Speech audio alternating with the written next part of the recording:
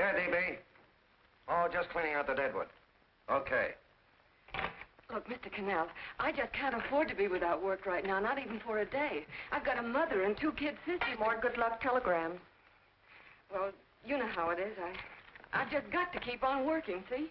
Sorry, sister. I was sent down here to clean house. I told you I can't use your column anymore. It's lavender, no lace. Send those other people in. I'll tell you what I'll do. I get $30 a week. I'll take 25, 20 if necessary. I'll do anything you say. It isn't the money. We're after circulation. What we need is fireworks. People have been hit with sledgehammers. Start arguments. Oh, I can do that. I know this town inside out. Oh, give me a chance, All please. right, come in. Cashier's got your check. Who are these people? Gibbs, Furley, Cunningham, Giles. Hey, you sister. Don't forget to get out your last column before you pick up your check.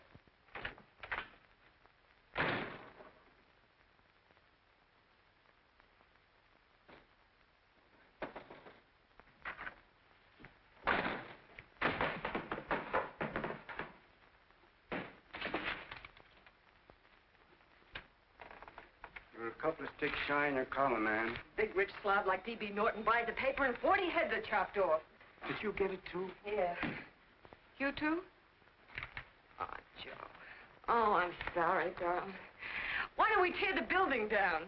Before you do, Ann, perhaps you'd better finish this column. Yeah, lavender and old lace. Wait, Joe. Wait. Wants fireworks, huh? Okay.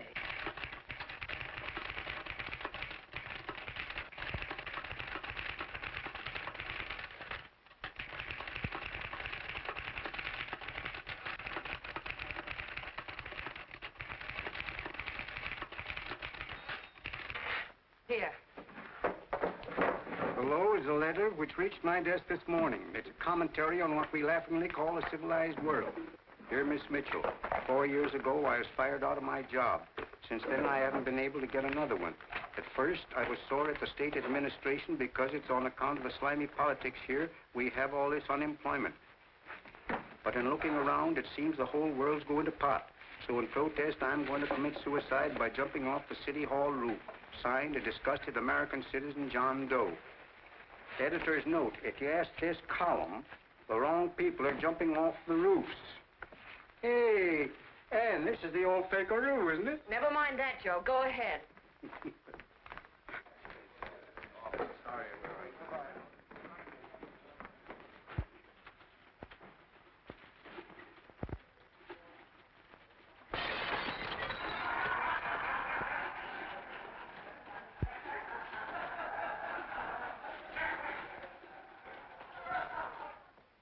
And it's because of the slimy politics that we have all this unemployment here. There it is. That's D.B. Norton's opening attack on the governor. Why, Jim, it's just a letter sent into a column. No, I can smell it. That's Norton. Good morning, gentlemen. Good morning, Governor. Morning, Governor. You're rather early. Governor, did you happen to see this in the new bulletin? Yes. I had it served with my breakfast this morning. Jim thinks it's D.B. Norton at work. Of course it is. Oh, come, Jim. That little item, D.B. Norton does things in a much bigger way. This is his opening attack on you, Governor. Take my word for it. What did he buy a paper for? Why did he engage a high-pressure editor like Cannell for? He's in the oil business. I tell you, Governor, he's after your scalp. All right, Jim, all right. Don't burst a blood vessel. I'll look into it. You get me Spencer of the Daily Chronicle, please? Yes, I saw it, Governor. If you ask me, that's a phony letter. Why, that gagger's got whiskers on it. Okay, I'll get the mayor and maybe the Chamber of Commerce to go after them. Get Mayor Lovett on the phone. Sorry, the mayor's busy on the other phone. Yes, I know, Mrs. Brewster. It's a terrible reflection on our city. I've had a dozen calls already. Spencer of the Chronicle. Hold him. Just a minute. Yes, Mrs. Brewster. I'm listening. I insist that this John Doe man be found and given a job at once. Now, if something isn't done about it, I'll call out the whole auxiliary. Yes, and the junior auxiliary, too. We'll hold a meeting and see that it is... Yes, Spencer? Oh, the governor? Well, what about me? It's my building he's jumping off of, and I'm up for re-election, too. What are you doing? Get Cannell at the bulletin. Why, he's liable to go right past my window. Get me Cannell. What was that? What? Out the window. Something just flew by. I didn't see anything. Well, don't stand there, you idiot. Go and look. Open the window. Oh, why did he have to pick on my building? Is there a crowd in the street? No, sir. Then maybe he's caught on a ledge. Look again. I think it must have been a seagull. A seagull? What's a seagull doing around the city hall? That's a bad omen, isn't it? Oh, no, sir. The seagull is a lovely bird. It's all right, Mrs. Brewster. It was just a seagull. Can I help? Nothing's happened yet. No, I'm watching. Don't worry, Mrs. Brewster. Just leave it all to me. Spencer, I'll call you back. Hello, Canal? What are you doing? This is the mayor. Yes, Mayor Lovett. How many times are you going to call me? I've got everybody and his brother and sister out looking for him. Did you see the box I'm running? An appeal to John Doe. Think it over, John. Life can be beautiful, says Mayor. If you need a job, apply to the editor of this paper and so forth and so forth. Okay, Mayor, I'll let you know as soon as I have something. What? Well, pull down the blinds. Went up to Miss Mitchell's house, boss. Boy, she's in a bad way. Where is she? Hey, do you know something? She supports a mother and 2 kids. What do you know about that? Did you find her? No. Her mother's awful worried about her. When she left the house, she said she was going on a roaring drunk. Of the girl, I mean. Go out and find her. Sure. Hey, but the biggest thing I didn't tell you, her old man's Doc Mitchell. You know the doctor saved my mother's life and wouldn't take any money for it? You remember that. Okay, boss, I'll go and look for her. Holy smokes, Commissioner, you've had 24 hours. Okay, Hawkshaw, grab a pencil. Here it is again. About 5'5", brown eyes, light chestnut hair, and as fine a pair of legs as ever walked into this office. Did you want to see me? No.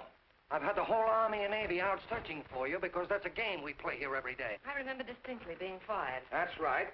But you have a piece of property that still belongs to this newspaper, and I'd like to have it. What's that? The letter. What letter? The letter from John Doe. Oh. The whole town's in an uproar. We've got to find him, and the letter's the only clue. There is no letter. We'll get a handwriting expert to... What?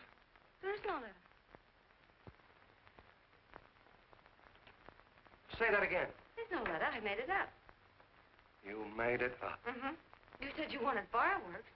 Don't you know there are 9 jobs waiting for this guy? 22 families want to board him free. 5 women want to marry him, and the mayor's practically ready to adopt him, and you... Just call the morgue, boss. They said there's a girl there. Shut up. Ann, say, why didn't you... Hey. Only one thing to do, Hank. Drop the whole business quickly. How? Run its story. Say John Doe was in here and is sorry he wrote the letter and... That's right. They've got it, sure. He came in here, and I made him change his mind. Bulletin editor saves John Doe's life. Why, it's perfect. I'll have Ned write it up. Oh, Ned, I got a story I want you to... Wait a minute. Listen, you great, big, wonderful genius of a newspaper man. You came down here to shoot some life into this dying paper, didn't you? Well, the whole town's curious about John Doe, and boom, just like that, you're going to bury him. There's enough circulation in that man to start a shortage in the ink market. In what man? John Doe. What John Doe? John Doe, the one I made up. Look, genius, now look. Suppose there was a John Doe and he walked into this office. What would you do? Find him a job and forget about the whole business, I suppose, huh? Not me. I'd make a deal with him. A deal? Sure, when you get hold of a stunt that sells papers, you don't drop it like a hot potato. Well, this is good for at least a couple of months. You know what I'd do? Between now and, let's say, Christmas when he's going to jump, I'd run a daily on. Starting with his boyhood, his schooling, his first job. A wide-eyed youngster facing a chaotic world. The problem of the average man, of all the John Does in the world. Now, then comes the drama. He meets discouragement. He finds the world his feet of clay. His ideals crumble. So what does he do? He decides to commit suicide and protest against the state of civilization. He thinks of the river, but no. No, he has a better idea. The city hall. Why? Because he wants to attract attention. He wants to get a few things off his chest, and that's the only way he can get himself heard. So? So he writes me a letter, and I dig him up. He pours out his soul to me. And from now on, we quote, I protest by John Doe. He protests against all the evils in the world. The greed, the lust, the hate, the fear. All of man's inhumanity to man. Arguments will start. Should he commit suicide or should he not? People will write in pleading with him. But no, sir, John Doe will remain adamant. On Christmas Eve, hot or cold, he goes. See? Very pretty. Very pretty indeed, Miss Mitchell. But would you mind telling me who goes on Christmas Eve? John Doe. What John Doe? The one we hire for the job, you lunkhead. Wait a minute. Let me get this through this lame brain of mine. Are you suggesting we go out and hire someone to say he's going to commit suicide on Christmas Eve? Is that it? Well, you're catching on. Who, for instance? Anybody. Beanie'll do. Why, sure. Who, me? Jump off a... Oh, no, any time at Christmas. I'm superstitious.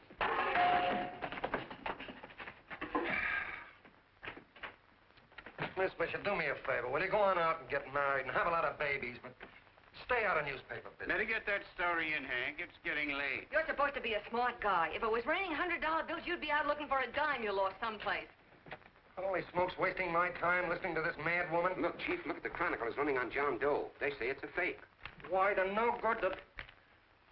John Doe story, amateur journalism. It's palpably phony. It's a wonder anyone is taking it serious. What do you think of those guys? That's fine. That's fine. Now fall right into their laps. Go ahead.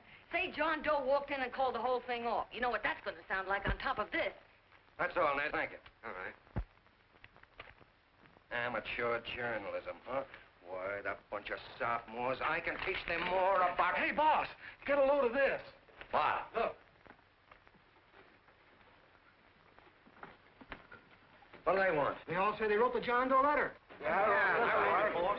Oh, they all wrote the letter. Tell them all to wait. Look, Mr. Cannell, one of those men is your John Doe. They're desperate and will do anything for a cup of coffee. Pick one out and you can make the Chronicle eat their words.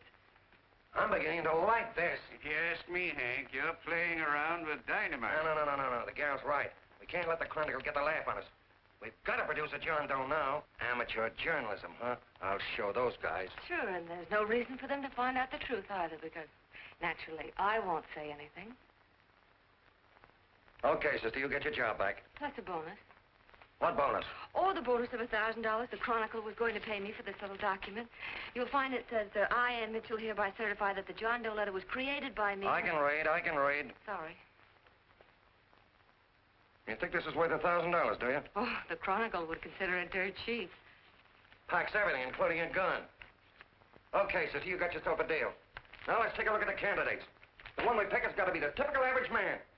Typical American that can keep his mouth shut. Show me an American who can keep his mouth shut and I'll eat him. Okay, Beanie, bring him in one at a time.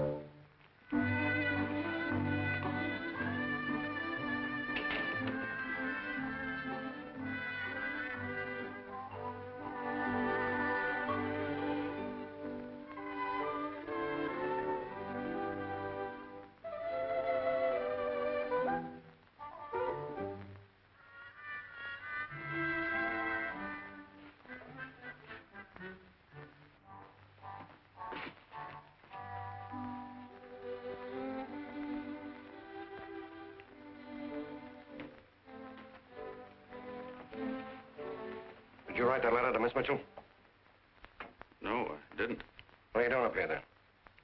Well, the paper said there were some jobs around loose. Thought there might be one left over. Had any schooling? Yeah, a little. What do you do when you work? I used to pitch. Baseball? Yeah. So my wing went bad. Where'd you play? Bush leagues, mostly. How about family? Got any family? No. Oh, just traveling through, huh? Yeah. Me and a friend of mine. He's outside. Looks all right. Be perfect, a baseball player. What could be more American? She had a family, though. Be less complicated without a family. Look at that face. It's wonderful. They'll believe him. Come on. What's your name? Willoughby. John Willoughby. Long John Willoughby, they called me in baseball. Would you like to make some money? Yeah. Maybe. Would you be willing to say you wrote that letter and stick by it?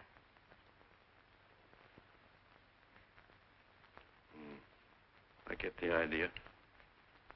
Yeah. Maybe. That's our man. He's made to order. I don't know. He don't seem like the kind of a guy that'd fall in line. When you're desperate for money, you do a lot of things, Mr. Cannell. He's our man, I tell you. He fainted. Get the water, quickly. Hurry up, Pop. Oh. Right here, sit down. Huh? You all right? Yeah, I'm all right. How many is that, 6?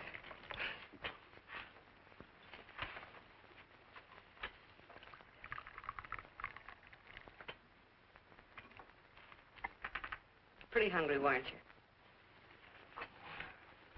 this John Doe business is batty, if you ask me. Well, nobody asked you.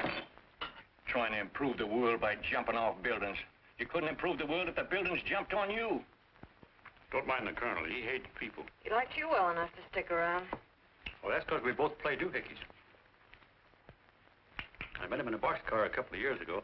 I was fooling around with my harmonica, and he comes over and joins in. I haven't been able to shake him since.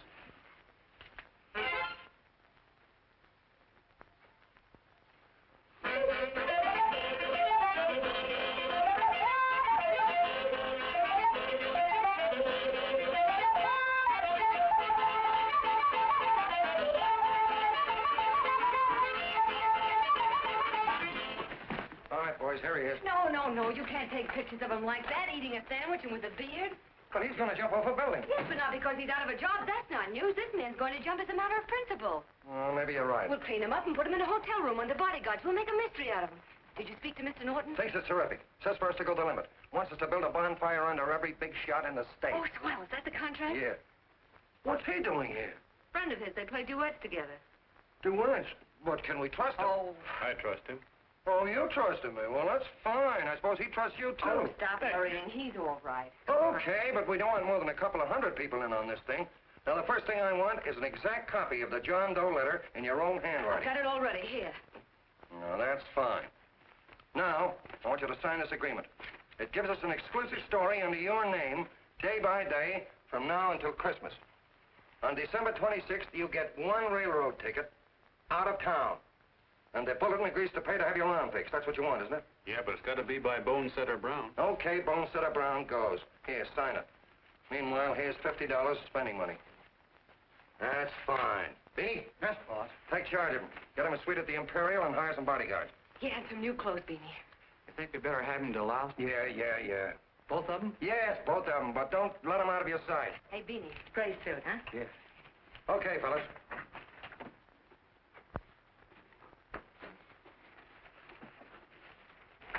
Take it easy, John Doe. And you start pounding that typewriter. Oh, boy, this is terrific. No responsibilities on our part, just statements from John Doe, and we can blast our heads off. Before you pop too many buttons, don't forget to make out that check for $1,000.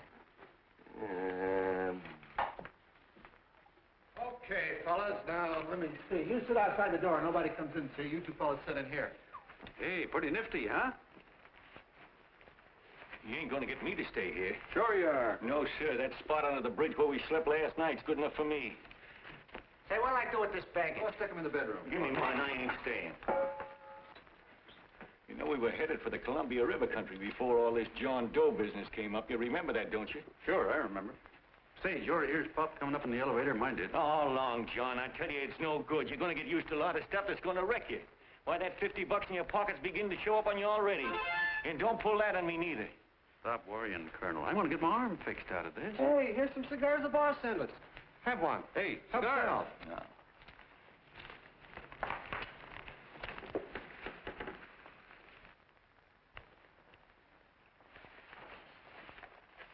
Say, I'll bet you even the major leaguers don't rate an outfit like this. Here, make yourself comfortable. Paper? I don't read no papers, and I don't listen to radios either. I know the world's been shaped by a drunken barber, and I don't have to read it. I've seen guys like you go under before. Guys that never had a worry. Then they got a hold of some dough and went goofy. The first thing that happens to a guy... Get a load of the bedroom. No. The first thing that happens to a guy like that, he starts wanting to go into restaurants and sit down at a table and eat salads and cupcakes and tea. Boy, what that kind of food does to your system.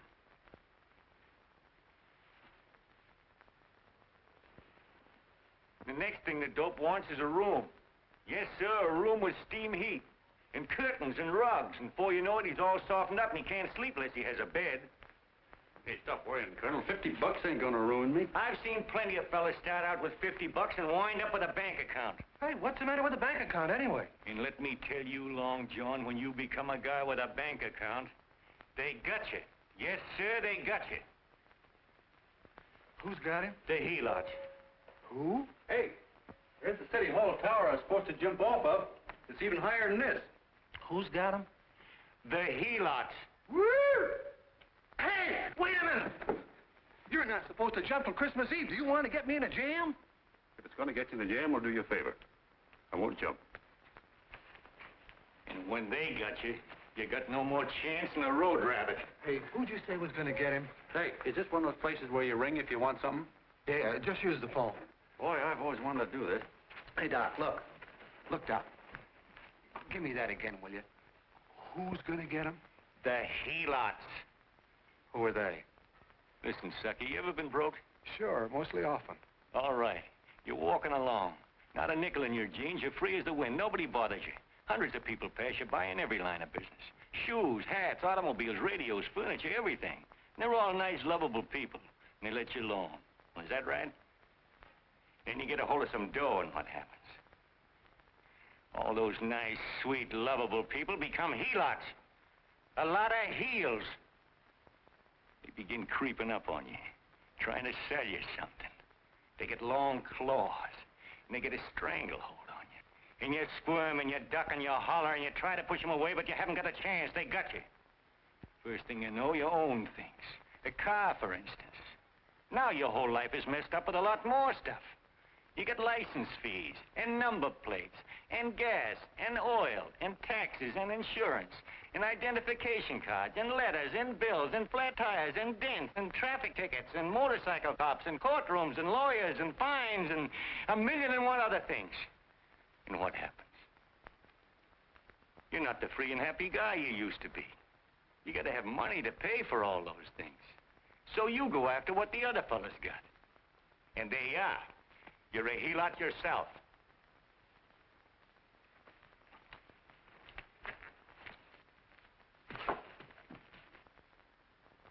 You win, Colonel. Here, take the 50. Go ahead and get rid of it. You bet I will, just as fast as I can. I'm gonna get some canned goods, a fishing rod, and the rest I'm gonna give away. Give away? Hey, get me a pitcher's glove. I got to get some practice. Say, he's giving it away. I'm gonna get me some of that. Hey, come back here, you helot. For you send up 5 hamburgers with all the trimmings, 5 chocolate ice cream sodas, and 5 pieces of apple pie. No, apple with cheese. Yeah, thanks.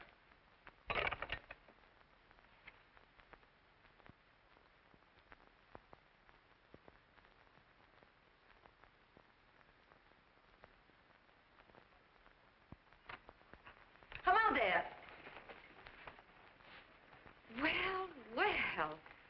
If it isn't the man about town. All set, Miss Ann. Hmm? Oh, yes. Let's go. Let's see, we want some action in these pictures. Action? Mm-hmm. That's good. No. This man's going to jump off a roof. Oh. Here, wait a minute. Let me comb your hair. Sit down. Yeah, that's better.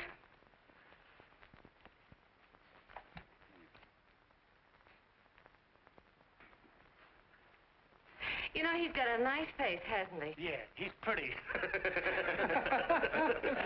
Sit down, quiet egghead. All right, now a serious expression. Can't. I'm feeling too good. Oh, come on now, this is serious. You're a man disgusted with all of civilization.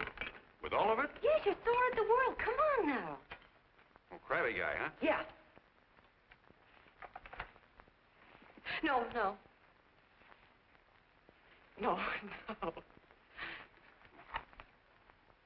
No, look. You don't have to smell the world.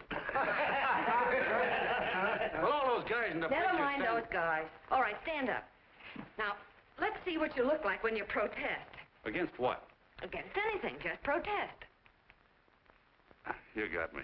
Oh, look, I'm the umpire, and you just cut the heart of the plate with your fast one, and I called it a ball. What would you do? Oh, you did, huh? Yeah. Why can't you call it right, you boneheaded... Grab it!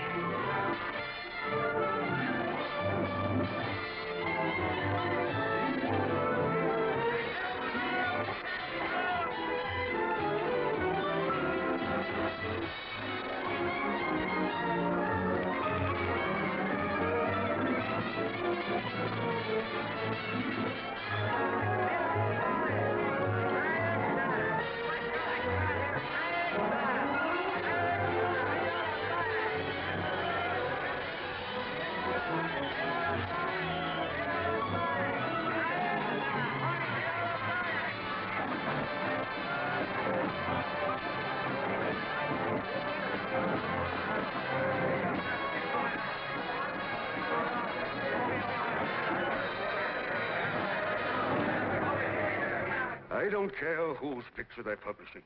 I still say that this John Doe person is a myth, and you can quote me on that. And I'm going to insist on his being produced for questioning. You know as well as I do that this whole thing is being engineered by a vicious man with a vicious purpose, Mr. D.B. Norton.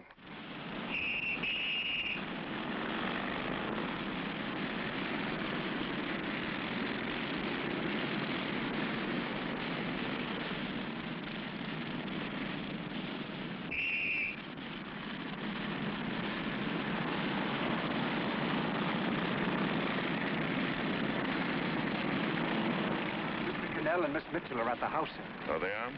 All right. Come on. Personally, I think it's just plain stupidity to drop it. Now, you should see a fan mail, thousands. Why, it's going over like a house afire. What are you afraid of, Canal? It's doubled our circulation. Yeah, but it's got everybody sore. Ads are being pulled. The governor's starting a libel suit. What's more, they all know John Doe's a phony, and they insist on seeing Well, what about it? Let them see him. We'll go on one better. They can also hear him. You own a radio station, Mr. Norton. Why not put him on the air? Watch out for this dame DB. She'll drive you batty. Oh, Look, we can't let him get to this Bush League pitcher and start pumping him. Good night. Now, tell him what that screwball might do. I walked in yesterday. Here he is, standing on a table with a fishing pole. Fly casting. Take my advice and get him out of town before this thing explodes in our faces. If you do, Mr. Norton, you're just as much of a dumb cluck as he is. Excuse me. No, you got yourself a meal ticket and you hate to Sure, let it's go. a meal ticket for me, I admit it, but it's also a windfall for somebody like Mr. Norton who's trying to crash national politics. That's what you bought the newspaper for, isn't it? You want to reach a lot of people, don't you? Well, put John Doe in the air and you can reach 130 million of them. He can say anything he wants and they'll listen to him. All right, we'll forget the governor and the mayor and all the small fry like that. This can arouse national interest. If he made a hit around here, he can do it every place else in the country. And you'll be pulling the strings, Mr. Norton. Go down to the office and arrange for some radio time. But, DB, you're not I going want to it fall... as soon as possible. Okay. I just came in to get warm myself. Come on, let's go. Don't you go. I want to talk to you.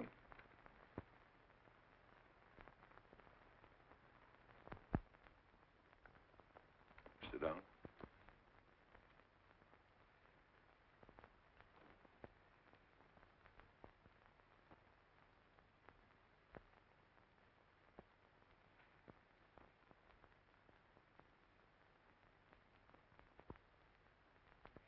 Hey, this John Doe idea was yours, huh? Yes, sir.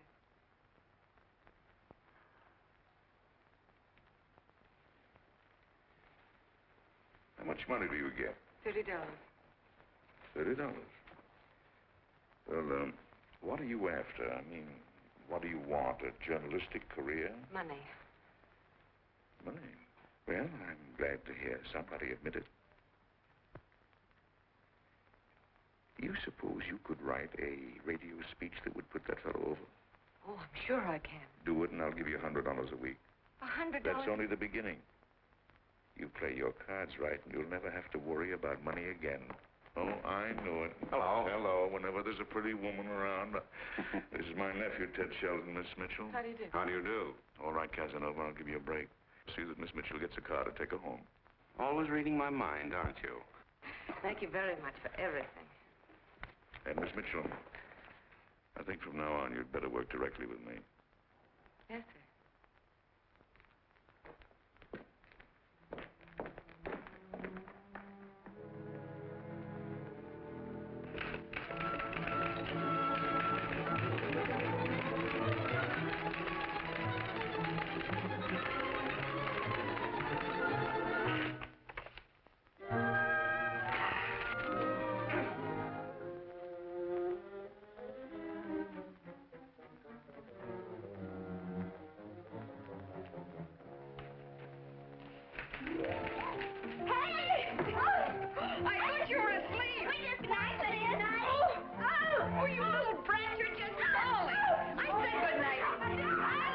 Come, children. It's past your bedtime. Come on. Now, scooch off the bed. Pour through me. I'm done. I'll never get this speech right. Oh, yes, you will, Ann, dear. You're very clever. Yeah, I know. What are you looking for? Your purse, I need $10. What for? I gave you 50 just the other day. Yes, I know, dear, but Mrs. Burke had her baby yesterday. 9 pounds. And there wasn't a thing in the house. And then the community chest lady came. And the 50's all gone, huh? Who's the 10 for? The Websters. The Websters. You remember those lovely people your father used to take care of. I thought I'd buy them some groceries. Oh, Anne, dear, it's a shame those... You're marvelous, Ma. You're just like Father used to be. Do you realize a couple of weeks ago we didn't have enough to eat ourselves? Well, yes, I know, dear, but these people are in such need. And we have plenty now. If you're thinking of that $1,000, forget it. It's practically all gone. We owed everybody in town. Now, you just got to stop giving all your money away. Oh, Anne, dear. Oh, I'm sorry, Ma. Oh, don't pay any attention to me. I guess I'm just upset about all this. Gee whiz, here I am with a great opportunity to get somewhere, to give us security for once in our lives, and I'm stuck. If I could put this over, your Mrs. Burke can have 6 babies. You mean this speech you're writing? Yeah, I don't know. I simply can't get it to gel. I created somebody who's going to give up his life for a principle. Hundreds of thousands of people are going to listen to him over the radio. And unless he says something that's, well, that's sensational, it's just no good. Well, honey, of course, I don't know what kind of a speech you're trying to write, but judging from the samples I've read, I don't think anybody will listen. What? Darling, there's so many complaining political speeches. People are tired of hearing nothing but doom and despair on the radio. If you're going to have him say anything, why don't you let him say something simple and real, something with hope in it? If your father were alive, he'd know what to say. Oh, yeah. Father certainly would. Wait a minute. Hmm?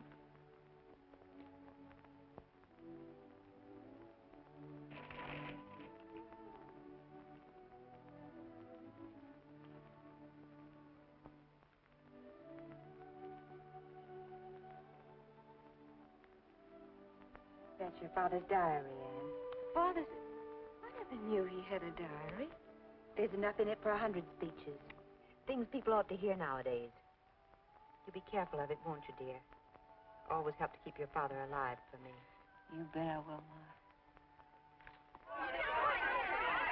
Wait a minute. John Doe don't want to sign no autograph. Well, what does he do all day? What does he do all day? He's writing out his memories. Sorry, lady, you can't see Mr. Doe. He wants to be alone. No, he just sits around all day and commutes with himself.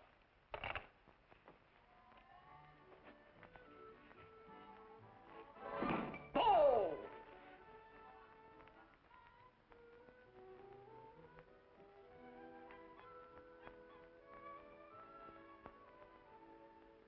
I don't know how you're going to stand it around here till after Christmas. I'll bet you ain't heard a train whistle in 2 weeks.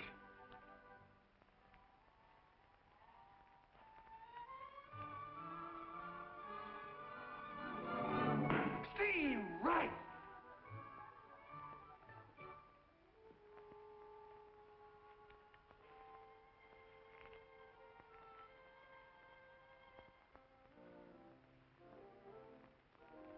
I know why you're hanging around.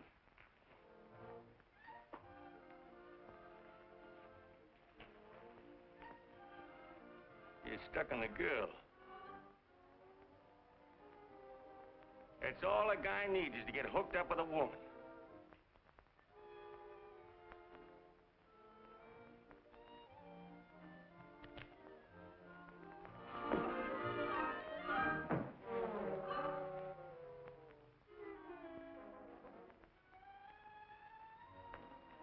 What was that, a single?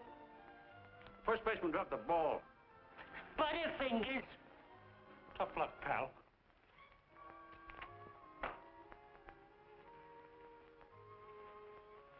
Guy has a woman on his hands. First thing he knows, his life is balled up with a lot more things. Furniture.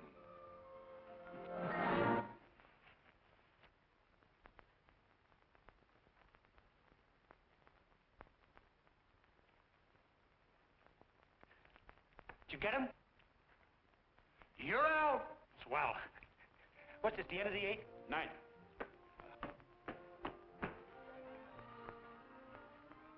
Hey, Beanie, there's a couple of mugs in the Chronicle snooping around out here. Ah. Come on, Angel Face. Gangway. What's the score, Angel Face? 3-2, our favor. Gee, that's great.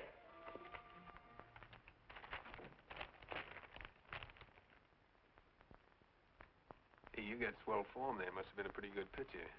Pretty good. Say, I was just about ready for the major leagues when I chipped a bone in my elbow. I got it pitching a 19-inning game. 19? Yeah. There was a major league scout there watching me, too.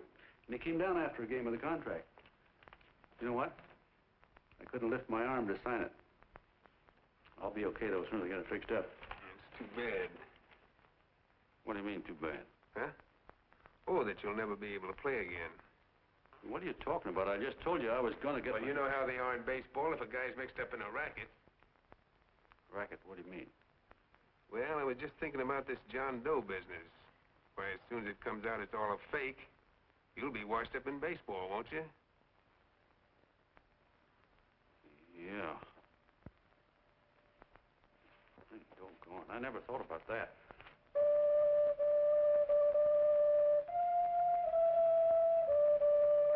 Gosh. And another thing, what about all the kids in the country? The kids that idolize ball players. What are they going to think about you? Yeah. Hey, Colonel. Did you hear that? I gotta figure some way out of this thing. Elevators are still running. I know one way you can do it. How? Well, when you get up there on the radio, all you have to do is to say the whole thing's a frame-up. Make you a hero sure as you're born. Yeah, but how am I going to get my arm fixed? Well, that's a cinch. I know somebody who'll give you $5,000 just to get up on the radio and tell the truth. $5,000? Yeah, $5,000, and he gets it right away. You don't have to wait till Christmas. Look out, Long John. They're closing in on you. Say, who's putting up this dough? Fellow runs the Chronicle. Here's the speech you make, and it's all written out for you. $5,000. Holy mackerel, I can see the helots coming, the whole army of them. It's on the level.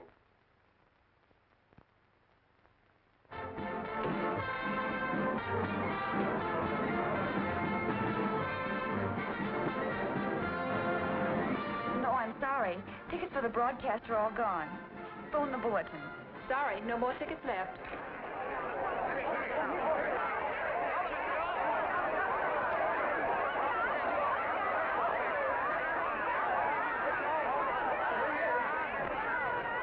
John, all set for the big night? Well. Turn around. One moment. Now stand. Hold it, A big smile, Miss Joe. Okay, Jeannie, that's all. Take him out. Now, look, John, here's the speech. It's in caps and double spaced. You won't have any trouble reading it. Not nervous, are you? No. Of course not. He wouldn't be. Who? John Doe, the one in there. Hey, don't let your knees rattle. It picks up on the mic. Oh, Jeannie, you needn't be nervous, John. All you have to remember is to be sincere. Pick up that phone, Miss Mitchell. It's for you. Okay. Hello? Yes, Mother. Oh, thank you, darling. Oh, there he is, the poor dear man. Oh, good luck to you, Mr. Doe. We want you to know that we're all for you. The girls all decided that you're not to jump off any roof at all. Oh, we'll stop it. You got the speech I gave you? Yeah. Now, look. I'll give this money to the colonel just as soon as you get started. We'll have a car waiting at the side entrance for you. Okay. How'd you get in here? Huh? Oh, I just came in to wish him Come luck. on, out. Mother said good luck, too. John, when you read that speech, please believe every word of it. He turned out to be a wonderful person, John. Who? John Doe, the one in the speech. Oh. You know something? I've actually fallen in love with him. All right, there he is, sister. Now, come on, plenty of room. What's the idea? No, that's too much. That's not so much. Come on. Oh, this is no time for cheap publicity, Mr. Cannell. Listen, if that guy lays an egg, I want to get something out of it.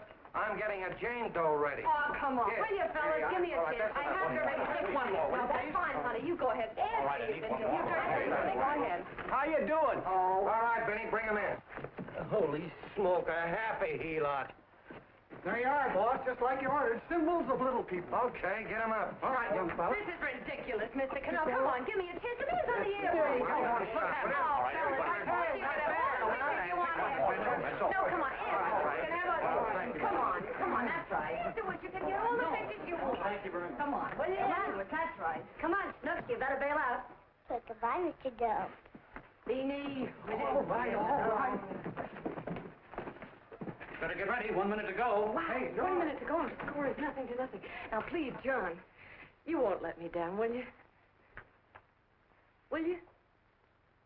Of course you won't. If you'll just think of yourself as the real John Doe. Listen, everything in that speech are things a certain man believed in. He was my father, John.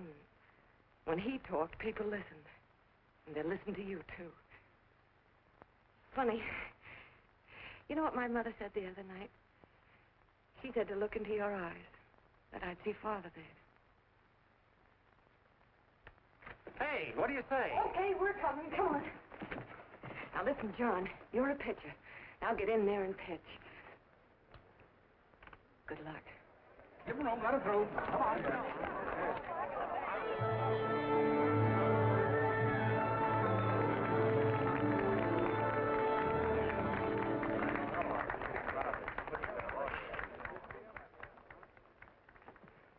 Hey, let's get out of here. There's the door right there. Hey, what are you doing here? That's what I'd like to know. Come on, out. Hey, he's a friend of mine. Never mind, let him alone. He's all right. I'll be right over there pulling for you. No, John, over here.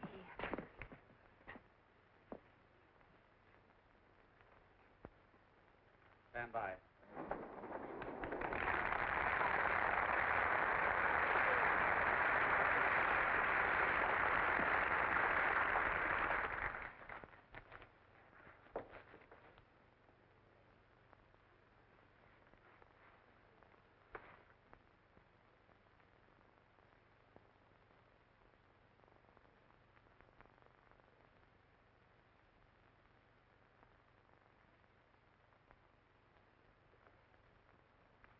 Phone the Chronicle. Tell them to start getting those extras out.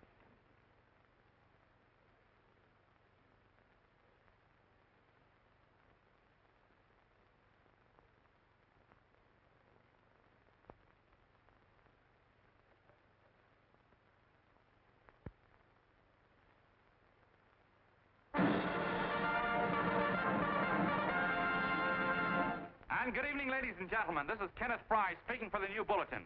Tonight we give you something entirely new and different. Standing beside me is the young man who has declared publicly that on Christmas Eve he intends to commit suicide, giving as his reason, quote, "I protest against the state of civilization," end quote.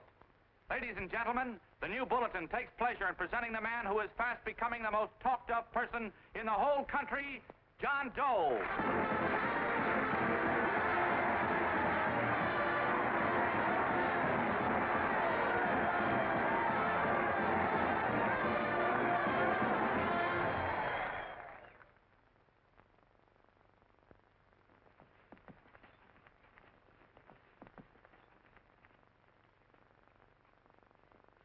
Ladies and gentlemen,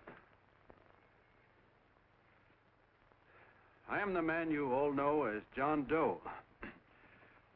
I took that name because it seems to describe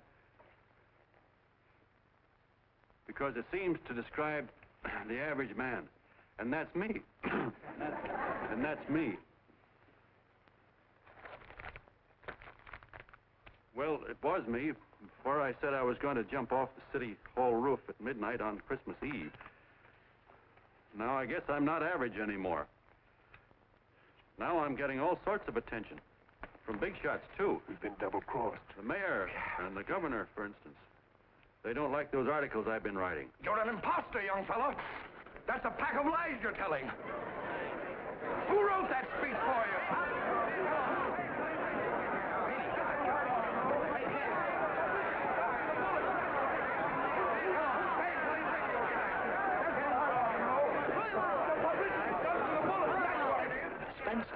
Ladies and gentlemen, the disturbance you just heard was caused by someone in the audience who tried to heckle Mr. Doe. The speech will continue.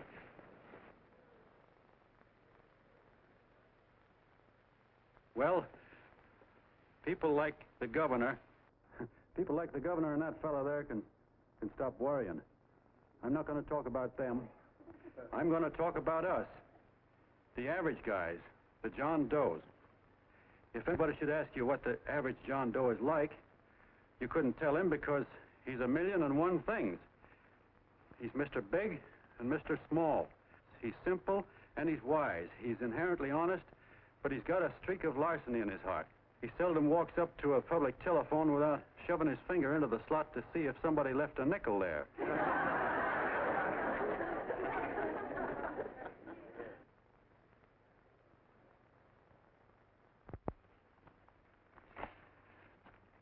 He's the man the ads are written for. He's the feller everybody sells things to. He's Joe Doe, the world's greatest stooge and the world's greatest strength.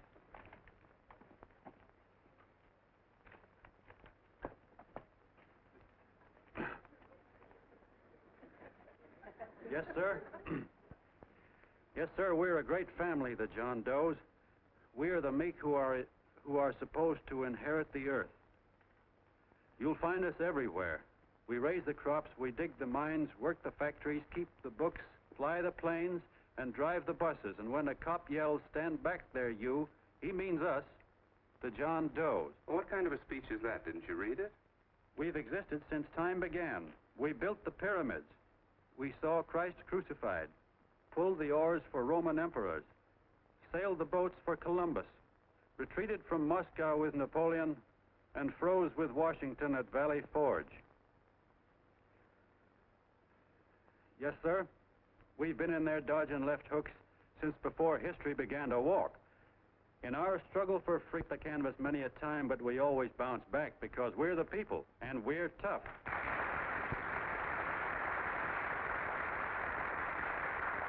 They've started a lot of talk about free people going soft, that we can't take it.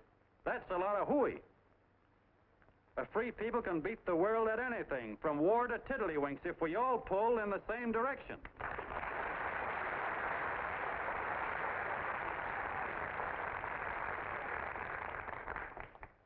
I know a lot of you are saying, "What can I do?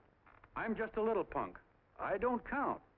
Well, you're dead wrong. The little punks have always counted, because in the long run, the character of a country is the sum total of the character of its little punks.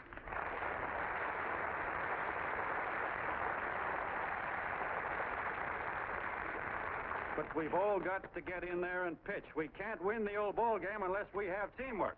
And that's where every John Doe comes in. It's up to him to get together with his teammate. And your teammate, my friends, is the guy next door to you. Your neighbor. He's a terribly important guy, that guy next door. You're going to need him, and he's going to need you, so look him up. If he's sick, call on him. If he's hungry, feed him. If he's out of a job, find him one. To most of you, your neighbor is a stranger, a guy with a barking dog and a high fence around him. Now, you can't be a stranger to any guy that's on your own team. So tear down the fence that separates you. Tear down the fence, and you tear down a lot of hates and prejudices. Tear down all the fences in the country, and you really have teamwork.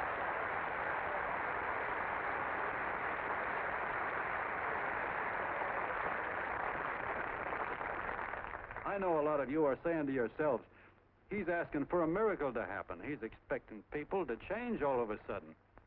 Well, you're wrong. It's no miracle. It's no miracle because I see it happen once every year, and so do you, at Christmas time. There's something swell about the spirit of Christmas, to see what it does to people, all kinds of people. Now, why can't that spirit, that same warm Christmas spirit, last the whole year round? Gosh, if it ever did, if each and every John Doe would make that spirit last 365 days out of the year, we'd develop such a strength, we'd create such a tidal wave of goodwill that no human force could stand against it. Yes, sir, my friends. The meek can only inherit the earth when the John Does start loving their neighbors. You better start right now. Don't wait till the game is called on account of darkness. Wake up, John Doe. You're the hope of the world.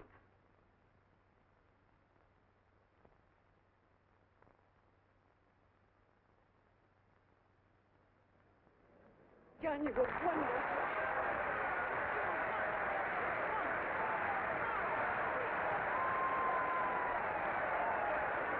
Let's get out of here. Now you're talking.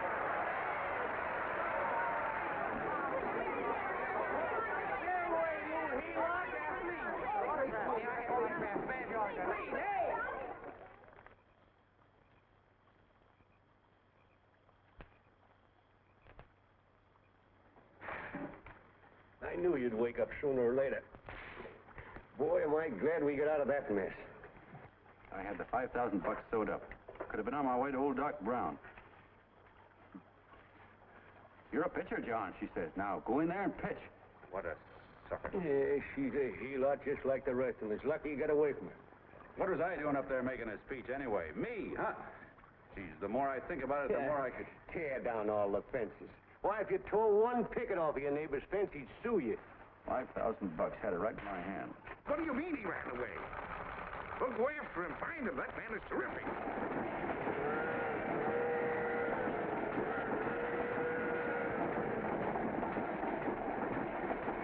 Columbia River, here we come.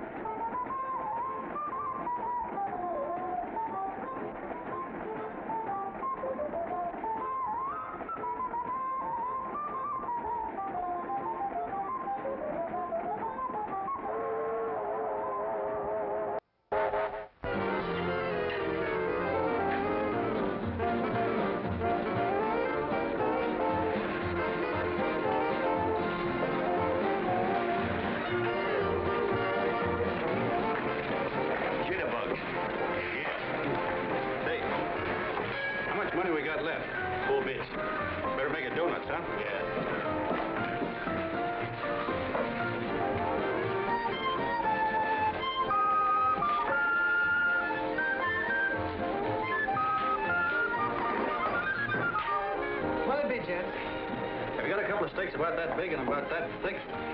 Yeah, with hash brown potatoes and tomatoes and apple pie and ice cream and coffee. And donuts, I know. Hey, Ma, Seekers, a fair. Seekers, a fair, coming up. Glad he took the tea out of there.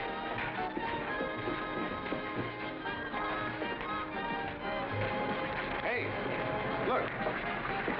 Join the John Doe Club. John Doe Club?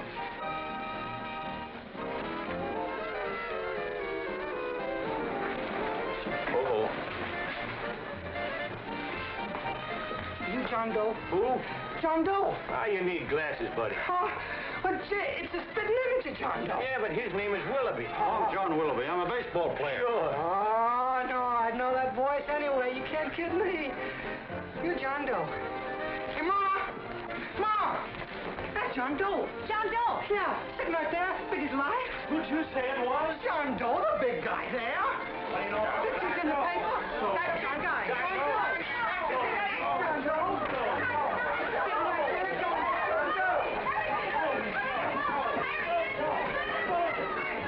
Hey, operator, Dan Beaner. Look, call everybody in town. John Doe was just in my place. Yeah, he ordered donuts.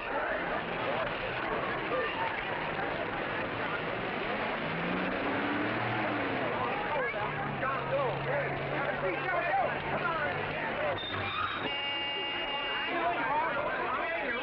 seat, John Doe. Come on. My office is packed like a sardine box. What does John Doe look like, Mr. Mayor? Oh, he's one of those great big outdoor type men. No, you can't see him. You didn't vote for me the last time. Shame on you. What are you doing there? Get off my front porch anyhow. Mr. Norton come yet? Oh, well, I wonder where he's at. What's keeping him? He should have been here 15 minutes ago. Oh, there he comes now. Now, everybody on your dignity. Don't do anything to disgrace us. A little town, but we got to show off. Then let me talk to him. All right, but present it to him as a great cause for the common man. Ah, here he comes. Now, give him room down there. Give him room, folks. Come on now. Come on, here he comes. Here he comes. Here, Mr. Martin.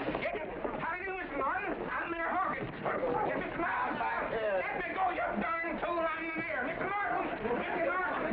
Mr. Martin. I'm Mayor Hawkins. Your office telephoned me to hold him. Well, that's fine. How is he? Oh, he's fine. He's right in my office there. You know, it's a big honor having John Doe here, and you too. Haven't had so much excitement since the old city hall burned down.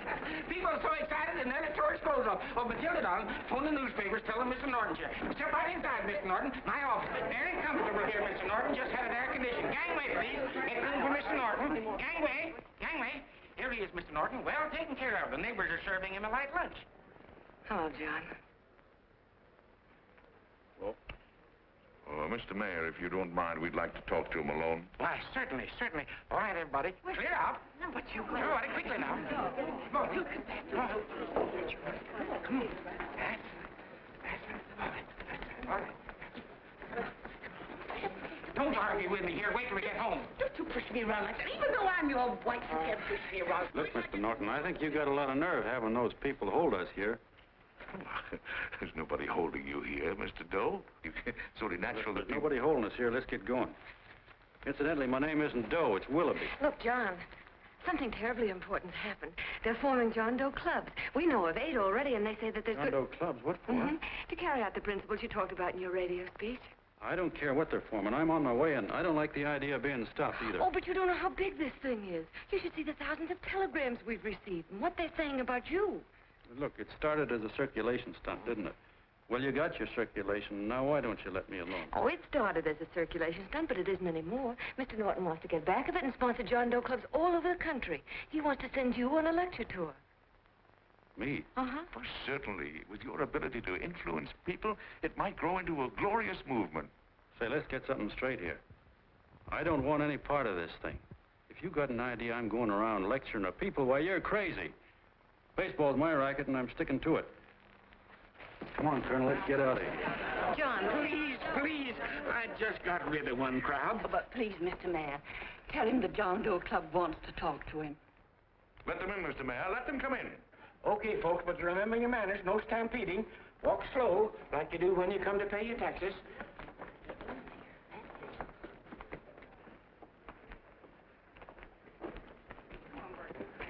All right, give me a chance. Come right in. My name's Bert Hanson, Mr. Doe. I'm the head soda jerker at Schwabacker's drugstore. Well, sir, you see, me and my wife, we heard your broadcast, and we got quite a bang out of it. Especially my wife. Kept me up half the night saying, that man's right, honey. The trouble with the world is nobody gives a hoot about his neighbor. That's why everybody in town's sore and cranky at each other. And I kept saying, oh, that's fine, but how's a guy going to go around loving the kind of neighbors we got? Old Sourpuss, for instance. You see, Sourpuss Smithers is a guy lives all alone next door to us. He's a cranky old man and runs a second-hand furniture store. We haven't spoken to him for years. I always figured he was an ornery old gent that hated the world because he was always slamming his garage door and playing the radio so loud he kept half the neighbors up. Well, anyway, the next morning I'm out watering the lawn and I look over and there's Sourpuss on the other side of the hedge straightening out a dent in his fender. And my wife yells to me out the window. She says, go on, speak to him, Bert. And I figured, well, heck, I can't lose anything, so I yelled over to him, good morning, Mr. Smithers. He went right on pounding his fender. Was I burned? So I turned around to give my wife a dirty look, and she said, louder, louder, he didn't hear you. So in a voice you could have heard in the next county, I yelled, good morning, Mr. Smithers. Well, sir, you could have knocked me over with a feather. Old Sourpuss turned around surprised-like, and he put on a big smile, came over and took my hand like an old lodge brother, and he said, good morning, Hanson. I've been wanting to talk to you for years, only I thought you didn't like me. And then he started chatting away like a happy little kid, and he got so excited his eyes all... Well, Mr. Doe, before we got through, I found out Smithers is a swell egg, only he's pretty deaf, and that accounts for all the noises. And he says it's a shame how little we know about our neighbors. And then he got an idea, and he said, how's about inviting everybody someplace where we can all get together and know each other a little better? Well, I'm feeling so good by this time, I'm ripe for anything, so Smithers goes around the neighborhood inviting everybody to a meeting at the schoolhouse, and I tell everybody that comes in the store, including Mr. Schwabacker, my boss. I'm talking too much. Well, I'll be doggone if for 40 people don't show up. Of course, none of us knew what to do, but we sure got a kick out of seeing how glad everybody was just to say hello to one another. Tell him about making Sourpuss chairman. Oh, yeah, we made Sourpuss chairman and decided to call ourselves the John Doe Club. And say, incidentally, this is my wife. Come here, honey. This is my wife, Mr. Doe. How do you do, Mr. Doe? Sourpuss is here, too. Oh, is he? This is Sourpuss, or excuse me, Mr. Smithers, Mr. Doe. That's all right. If you didn't call me Sourpuss, it wouldn't feel natural. Well, anyway, I guess nearly everybody in the neighborhood came except the Delaney's. The Delaney's live in a big house with an iron fence around it, and they always keep their blinds drawn. And we always figured that he was just an old miser that sat back counting his money, so why bother about inviting him? Until Grimes, the milkman, spoke up, and he said, say, you've got the Delaney's all wrong. And then he tells us about how they canceled their milk last week, and how when he found a note in the bottle, he got kind of curious-like, and he sort of peeked in under the blinds and found the house was empty. If you ask me, he says, they're starving. Old man Delaney has been bringing his furniture over to my place at night, one piece at a time, and selling it. Yeah. And, well, sir, a half dozen of us ran over there to fetch him, and we brought him to the meeting. And what a reception they got. Why, everybody shook hands with him and made a fuss over them, and, well, finally, Mr. and Mrs. Delaney just sat right down and cried. And then we started to find out about a lot of other people. Yeah, sure. Well, you know Grubel, for instance. Grubel's here. Yeah, that's a... You don't know Grubel, but he's a man that everybody figured was the worst no-account in the neighborhood because he was living like a hermit, and nobody would have anything to do with him. That isn't Little Murphy. The postman told us the truth. Why, Grubel, he says, he lives out of garbage cans because he won't take charity, because it'd ruin his self-respect, he says. Just like you said on the radio, Mr. Doe. Well, sir, about a dozen families got together and gave Grubel a job watering their lawns. Isn't that wonderful? And then we found jobs for 6 other people, and they've all gone off for leave. Yeah, and my boss, Mr. Schwabecker, made a job in his warehouse for old man Delaney. And he gave you that $5 raise. Yeah, wasn't that swell? Why, Bert, I feel slighted. I'd like to join, but nobody asked me. I'm sorry, Mayor, but we voted that no politician could join. Just the John Does of the neighborhood, because you know how politicians are. Well, the reason we wanted to tell you this, Mr. Doe, was just to give you an idea of what you've started. And from where I'm sitting, I don't see any sense in you jumping off any building.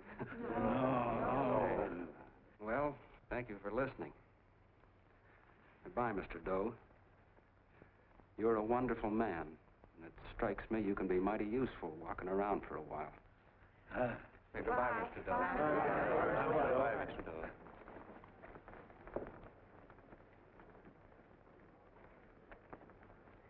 I'm Mrs. Delaney, Mr. Doe. And God bless you, my boy.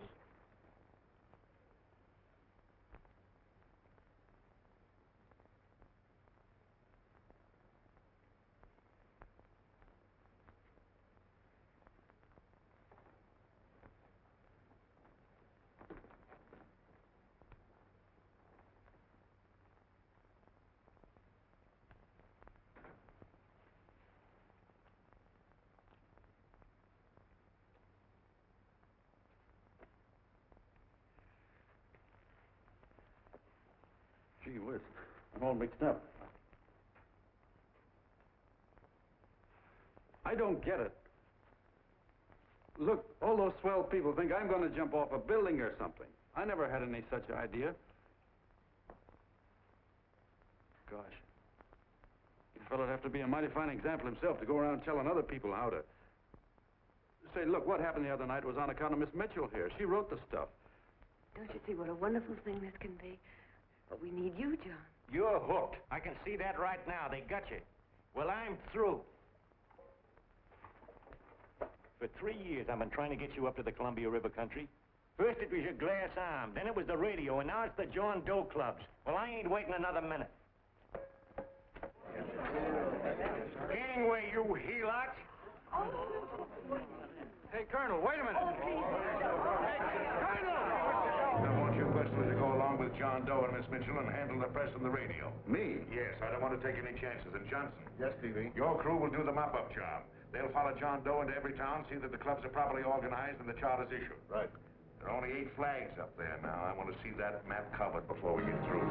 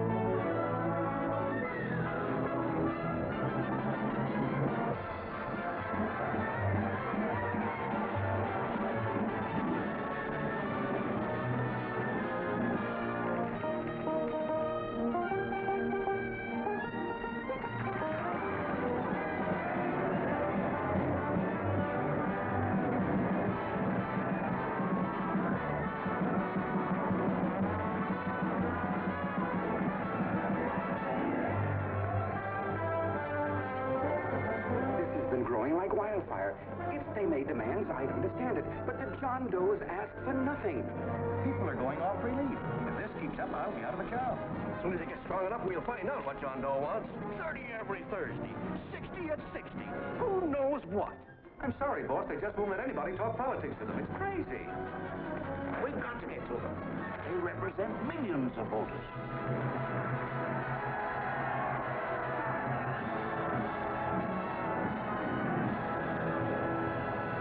I tell you, ladies and gentlemen, this thing has been nothing short of a prairie fire. We've received so many applications for charters to the John Doe clubs, we haven't been able to take care of them. I'd hate to have that many pins stuck in me. This John Doe convention is a natural. It's going to put our city on the map. Why, over 2,400 John Doe clubs are sending delegates. Can you imagine that? You, Mr. Mayor, will be the official host. You will make the arrangements for decorating the city, parades, and a reception for John Doe when he gets home. And don't wear your high hat. No high hat? No high hat. And from you, Cannell, I want a special John Doe edition every day until the convention is over. And now, if you will, please step into the outer office and look your prettiest because there are photographers there to take pictures of this committee. Don't worry, D.B. Everything will be taken care of. Isn't it all too wonderful? Gather down here in a nice group now, get nice and rugged. Oh, Mr. Mayor, would you step down in front row, please?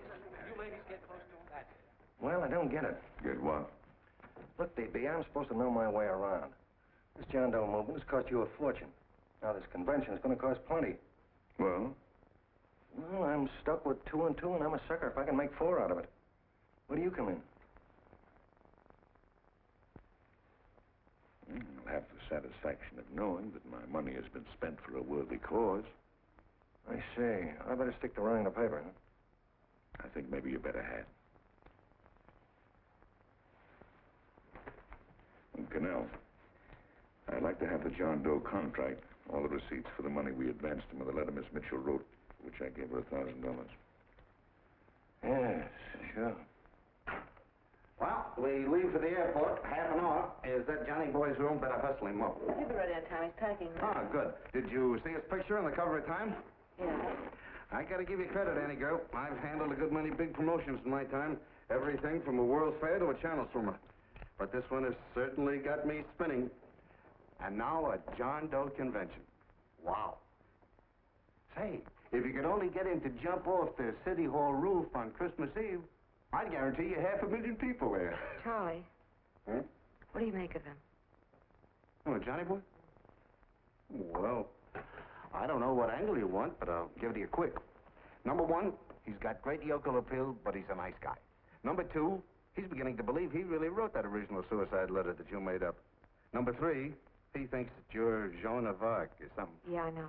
Number 4, well, you know what number 4 is. He's nuts about you. Yeah, it's running out of his ears. You left out number 5. We're all healed, me especially. Holy smoke. Come in.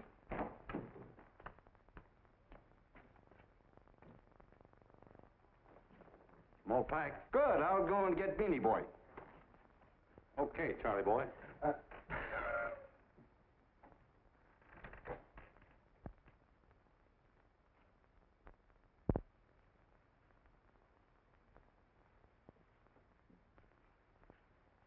Can I help you pack? No, thank you.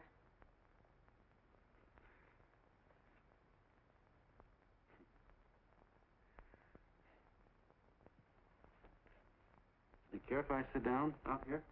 No.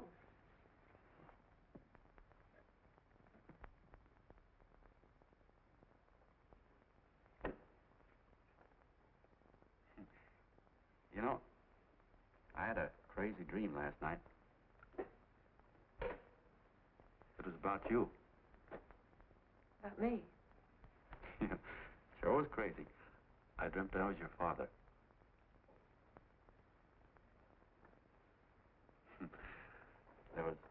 There was something I was trying to stop you from doing. So I got up out of bed, and I walked right through the wall here, right straight into your room. You know how dreams are. And there you were in bed. But you're a little girl, you know, about 10. And very pretty, too. So I shook you, and the moment you opened your eyes, you hopped out of bed and started running like the devil in your nightgown. You ran right out the window there, and you ran out over the tops of buildings and roofs and everything for miles. And I was chasing you. And all the time you were running, you kept growing bigger and bigger and bigger, and pretty soon you were as big as you are now, you know, grown up.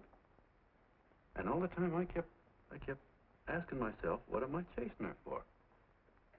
And I didn't know. Isn't that a hot one? Well, anyway, you ran into some place, and then I ran in after you, and when I got there you were getting married. And the nightgown had changed into a beautiful wedding gown.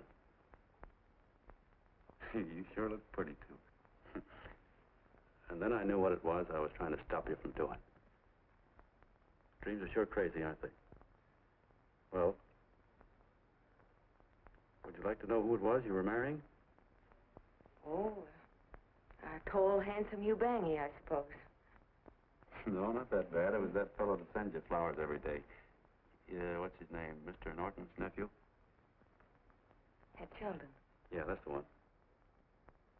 But here's the funniest part of it all. I was the fellow up there doing the marrying, you know, the justice of peace or something. You were? I thought you were chasing me.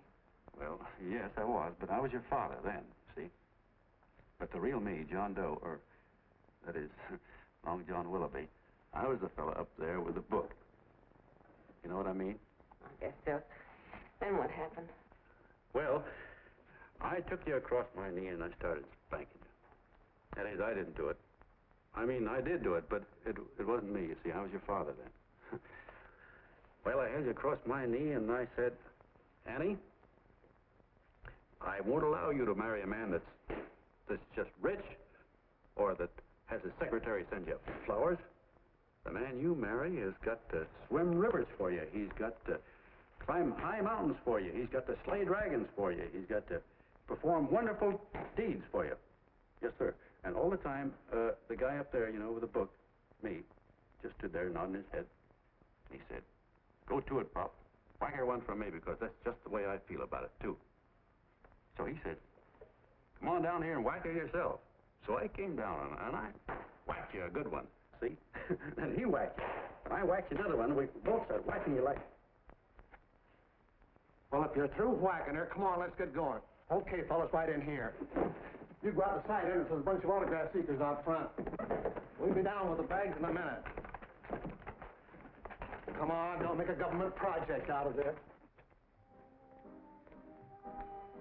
Hi, Benny. When's our plane take off again? Couple of minutes.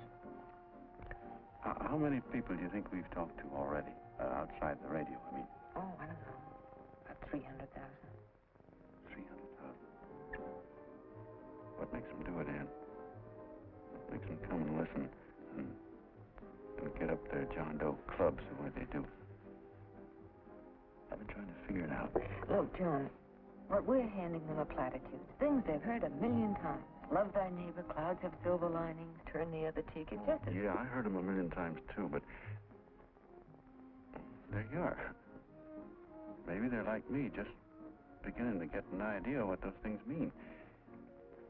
You know, I never thought much about people before. They were always just somebody to fill up the bleachers. And the only time I worried about them is when they didn't come in to see me pitch. You know, lately I've been watching them when I talk to them. I could see something in their faces. I could feel that they were hungry for something. You know what I mean? Maybe that's why they came. Maybe they're just lonely and wanted somebody to say hello to. I know how they feel. I've been lonely and hungry for something practically all my life.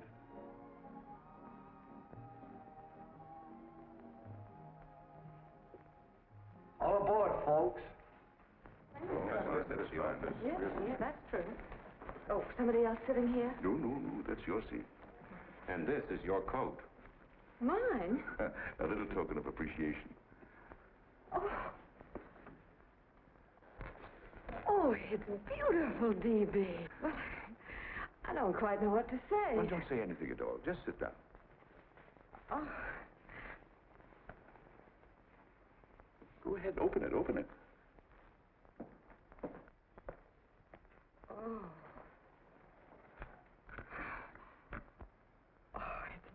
Lovely. And a new contract goes with it.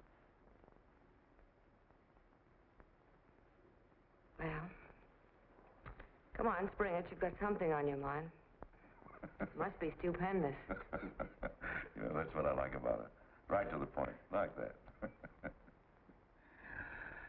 All right, Practical Annie. Here it is. Tomorrow night, before a crowd of 15,000 people and talking over a nationwide radio hookup, John Doe will announce the formation of a third party.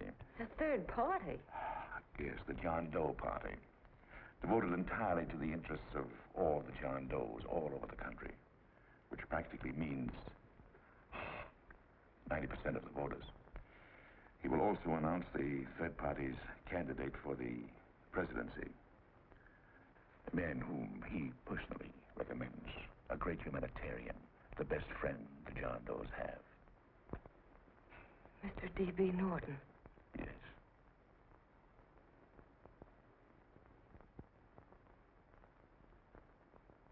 Wow.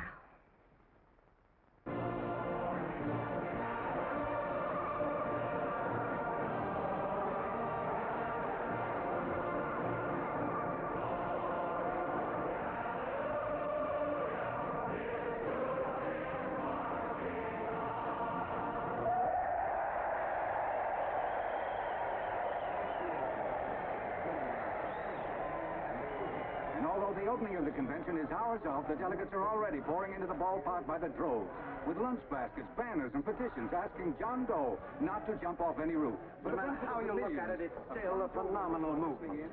These John Does, or the hoi polloi, as you've heard people call them, have been laughed at and ridiculed, but here they are, gay and happy, having traveled thousands of miles, their expenses paid by their neighbors, to come here to pay homage to their hero, John Doe.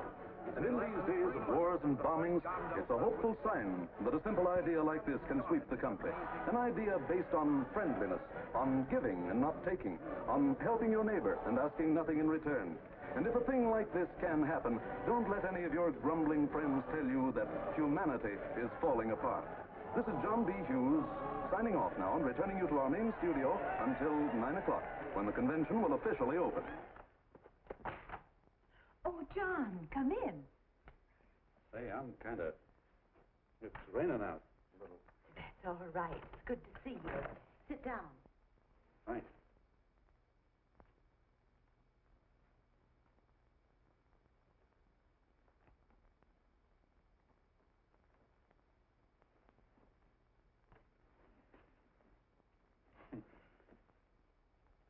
It's for Anne.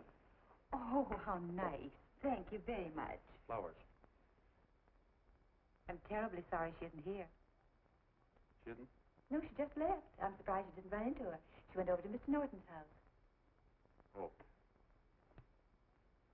Did you want to see her about something important? Yeah. Well, no, it'll wait. Say, he's a nice man, isn't he?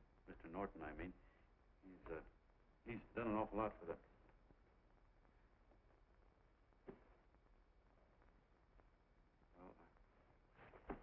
Say, my coat's pretty wet. I'm afraid I might have wet the couch a little.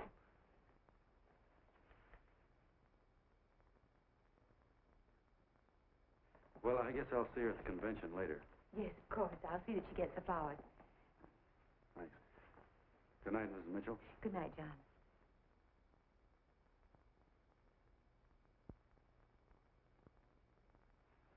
Say, Miss Mitchell, I'm kind of glad Anne isn't here. See, I came over here hoping to see her alone, and kind of hoping I wouldn't, too, you know what I mean? There was something I wanted to talk to her about. But, well, it'll wait, I guess. Good night. Good night, John. Say, look, Mrs. Mitchell, have you ever been married? I'm sure you have. Gosh, that's pretty silly. I guess you must think I'm kind of batty. Well, I guess I'd better be going at that. John, my husband said, I love you. Will you marry me? You did? What happened? I married him. Yeah, that's what I mean, see? It was easy as all that, huh? Yeah, but look, Mrs. Mitchell. You know, I love Anne, and it's going to be awfully hard for me to say it. Because, well, you know, she's so wonderful. And, well, the best I ever was a Bush League pitcher. And, you know, I think she's in love with another man. The one she made up. You know, the real John Doe. Well, that's pretty tough competition. I bet you he'd know how to say it all right. With me, I get up to it and around it and in back of it, but I never get right to it. You know what I mean? So the only chance I've got is, well, if somebody could kind of give her a warning, sort of prepare her for the shock. You mean you'd like me to do it? Hmm? Well, I was thinking that, yeah, you know, sort of break the ice. Of course I will, John. Thank you, Mrs. Mitchell. Hey, you're okay.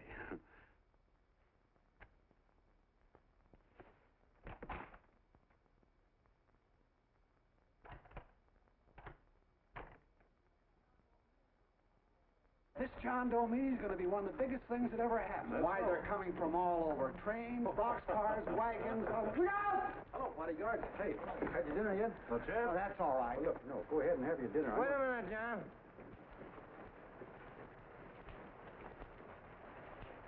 Hello, Mr. Connell. All right, John. John, I want to have a little talk with you. What's the matter? Are you falling? Come on. Hey, Ball. Oh, quiet. Say, tell me something. Did you read the speech you're going to make tonight?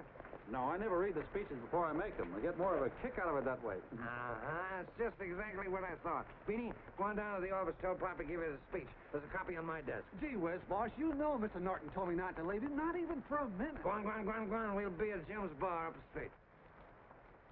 You're a nice guy, John. I like you. You're gentle. I always like gentle people. Me, I'm hard. Hard and tough. I gotta use it for hard people. Gotta be gentle to suit me. Like you, for instance.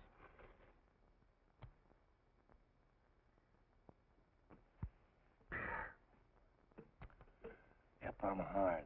But you wanna know something? I've got a weakness. I guess that, would you? I have. Want to know this?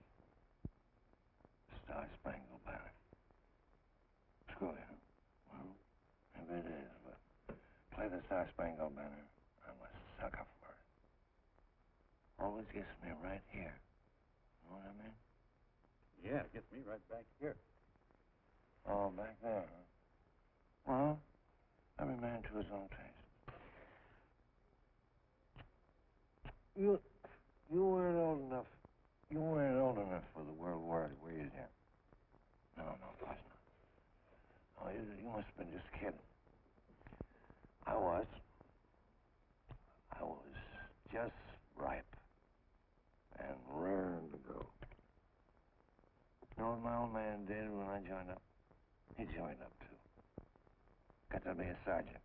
And here's the kick for you. We were in the same outfit. Funny, huh? Hmm?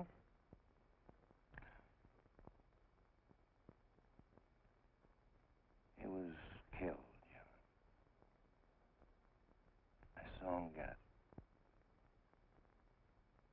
I was right there, and I saw it with my own eyes.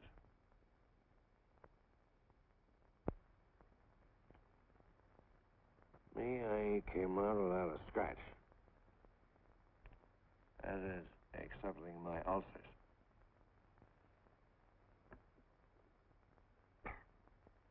We should be drinking milk, you know. This stuff is poison.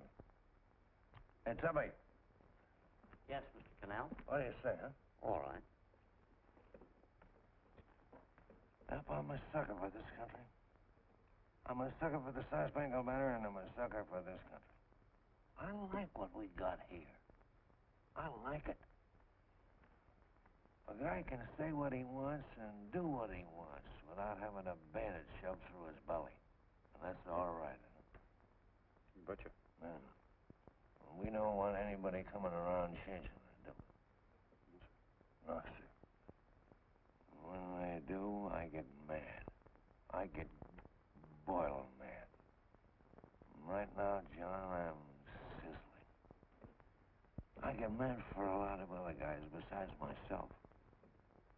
I get mad for a guy named Washington, and a guy named Jefferson, and Lincoln. Lighthouses, John. Lighthouses in a foggy world. You know what I mean? Yeah, you bet. Listen, pal. This fifth column stuff is pretty rotten, isn't it? Yeah, it certainly is. And you'd feel like an awful sucker if you found yourself marching right in the middle of it, wouldn't you? You. Of course, you wouldn't know it because you're gentle. But that's what you're doing. You're mixed up with a skunk, my boy. A no-good, dangerous skunk. So you're not talking about Mr. Norton, are you? I'm not talking about his grandfather's pet poodle. You must be wrong, Mr. Cannell. 'Cause he's been marvelous about the John Doe clubs. Yeah? Say, you're as sold on this John Doe idea, aren't you? Sure. Sure. I don't blame you. So am I. It's a beautiful miracle. A miracle that can only happen right here in the good old USA. And I think it's terrific. What do you think of that? Me, hard-boiled Cannell, and I think it's plenty terrific. All right.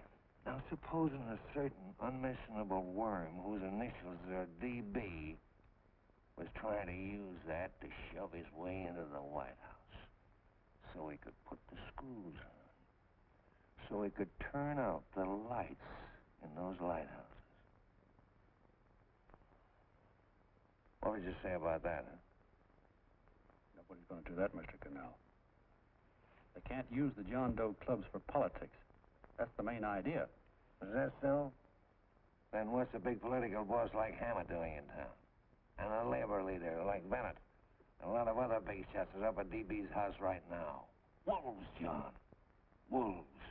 Waiting to cut up the John Does. Wait till you get a gander at the speech you're going to make tonight. You're all wet. Miss Mitchell writes those speeches. Nobody can make her write that kind of stuff. They can't, huh? Who do you think writes them? My Aunt Emma? I know she writes them. And gets a big bonus for doing them, too. A mink coat and a diamond bracelet. Don't write them. Why, that gold-grabbing dame would double-cross her own mother for a handful of Chinese yen. Shut up. If you weren't drunk, I'd... Hey, boss. Here's the speech, boss. Hey. Go on and read it, John, and then start sucking. Hey, wait a minute, Mr. Doe. Tubby? Yes, sir. Better bring me a glass of milk. I'm smoking too much. Yes, Charlie? Got everything all set? Fine. John Doe been taken care of? Good. How many people do you think will be there? 15,000? Oh, my, that's fine. Now, listen, Charlie. As soon as John Doe stops talking about me, I want you to start that demonstration. And make it a big one, you understand? Don't worry about that, DB. My boys are there. They'll take care of it. What? Yes, I'll be there 15 minutes after I get your call. Why, Mr. Doe. Where are they? In the dining room, sir.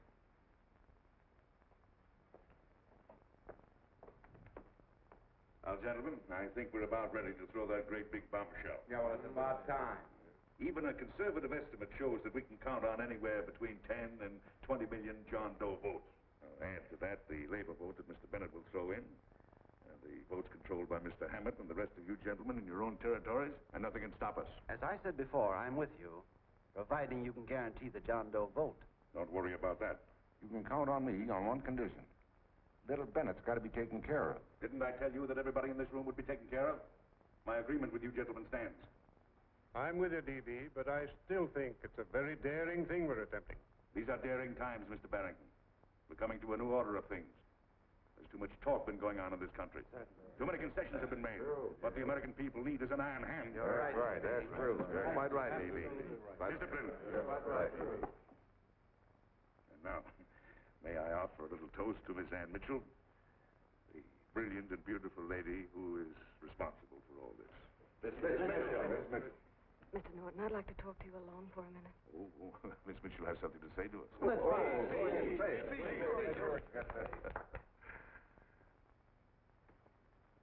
Hello.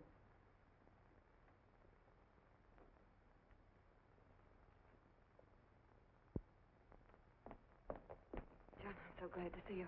I was terribly worried. Did you write this? Yes, I did, John, but I had no idea what was going on. You didn't? No. That's a swell bracelet you're wearing. John, why aren't you at the convention?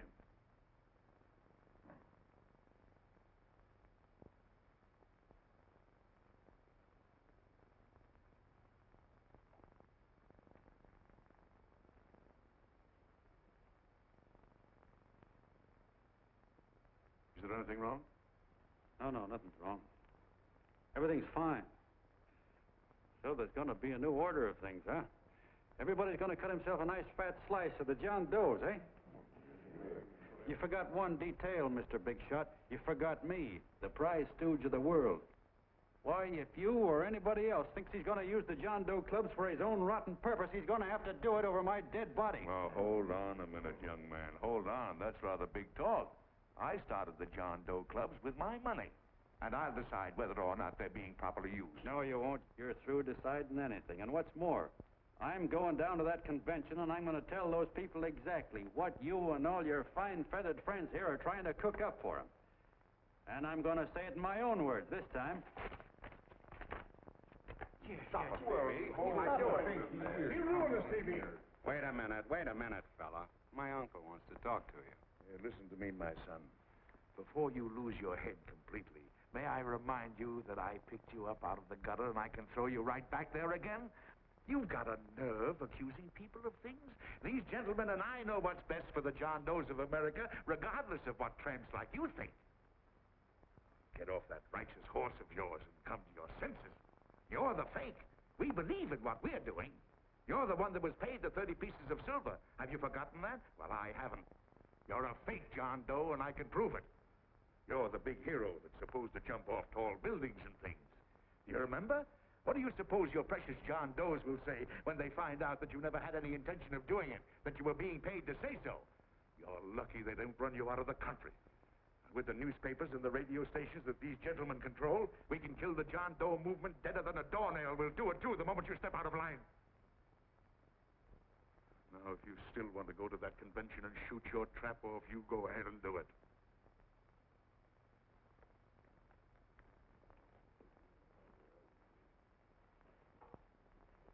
You mean to tell me you try to kill the John Doe movement if you can't use it to get what you want? You bet your bottom dollar we would.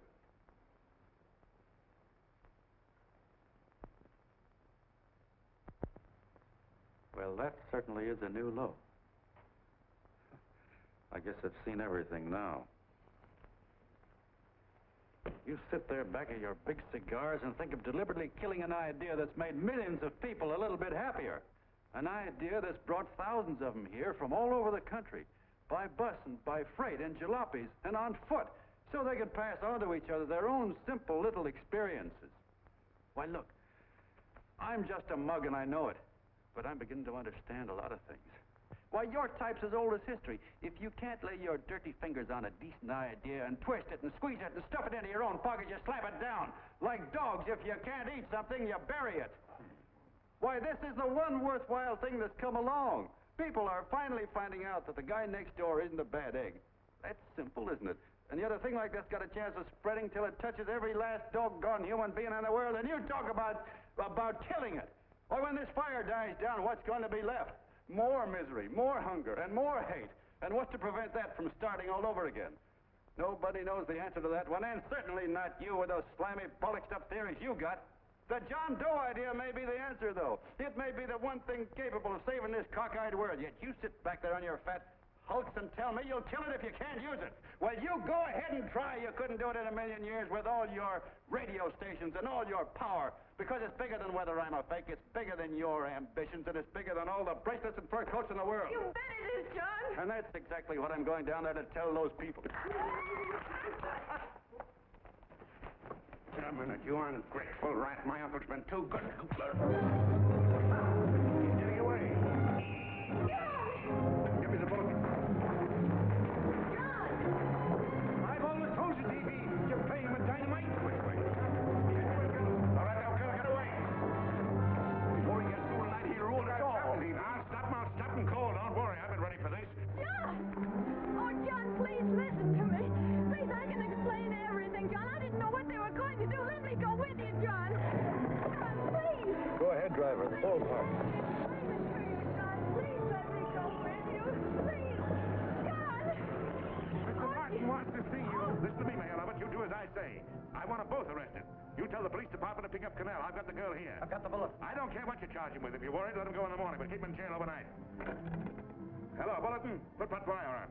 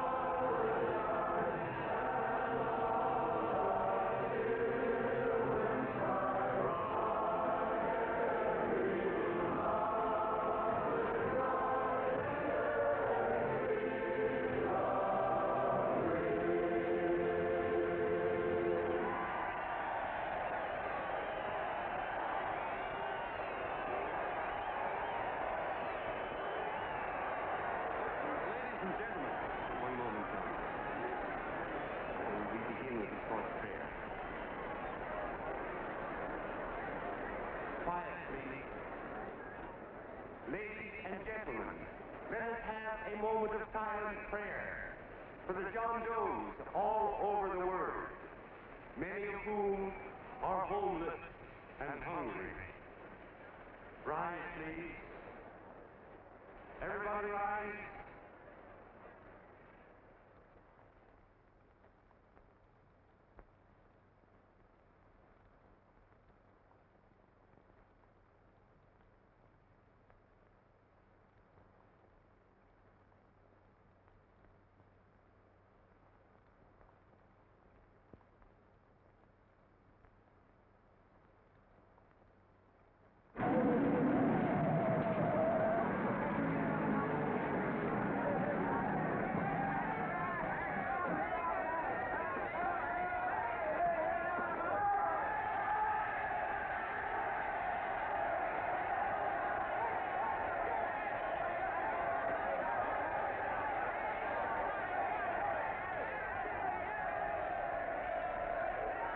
Newsboys.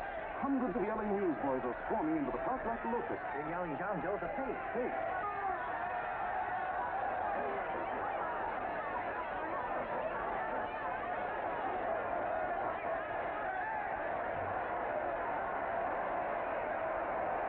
Federal investigation urged by Chamber of Commerce. How could he be a fake? It must be some kind of a gag.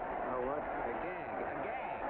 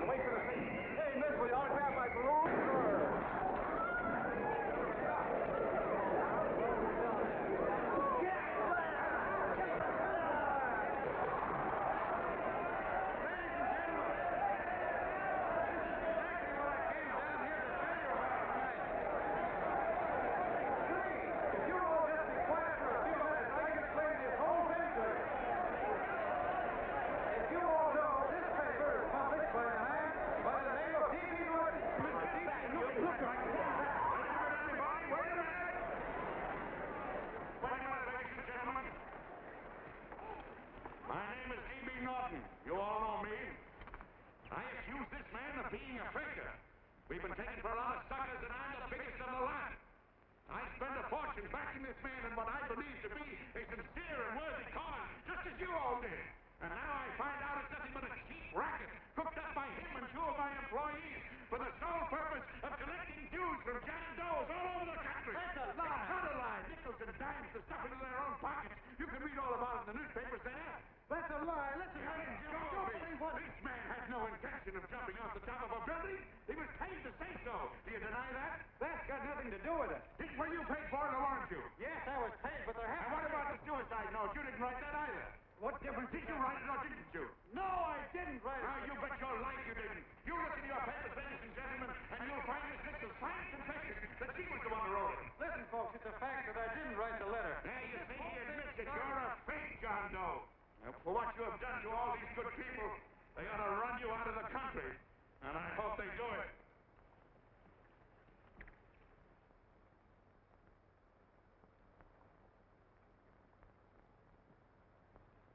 Speak up, John. We believe you.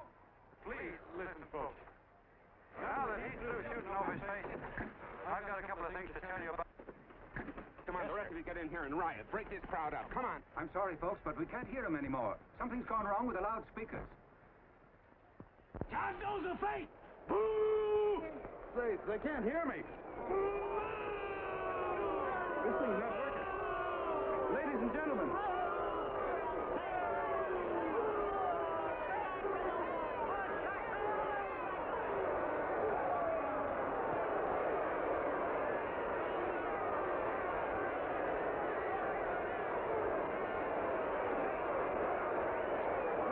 This thing's bigger than whether I'm a fake.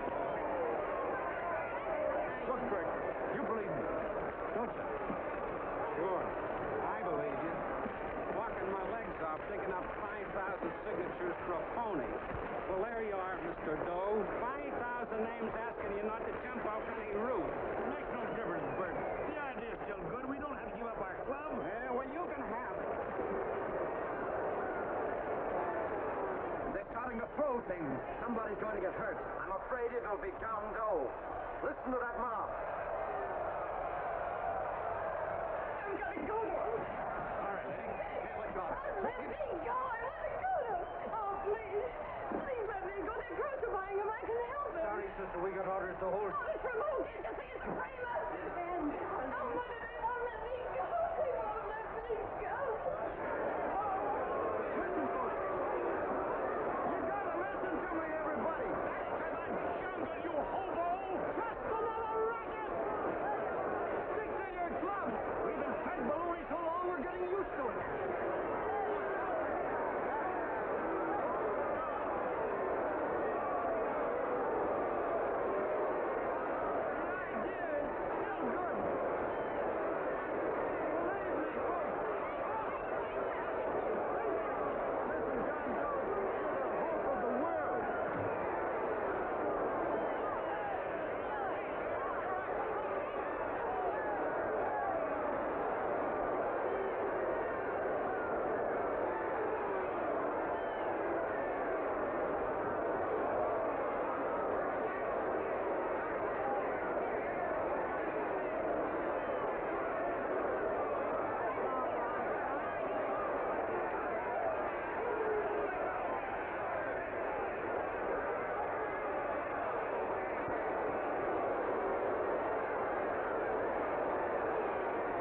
Managed to get him out of the park.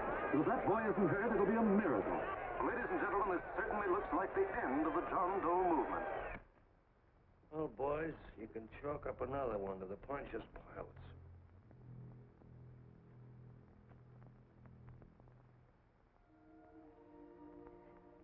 I should have been there. I could have helped him. He was so all alone. Thought I was going to be mighty ashamed of ourselves after tonight. We certainly didn't give that man much of a chance.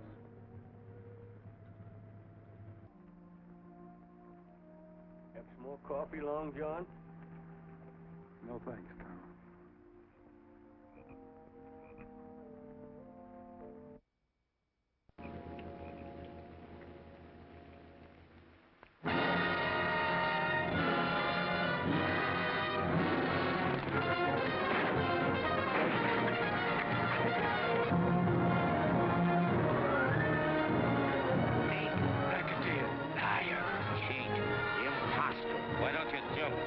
Eve at midnight. Goodbye, Mr. Doe. You're a wonderful man. And God bless you, my boy. I'll get in there and catch you.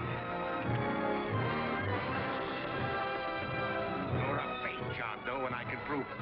You're the big hero who's supposed to jump off tall buildings and things. You remember? What do you suppose your precious John Does will say when they find out that you never had any intention of doing it, that you were being paid to say so? Christmas Eve at midnight.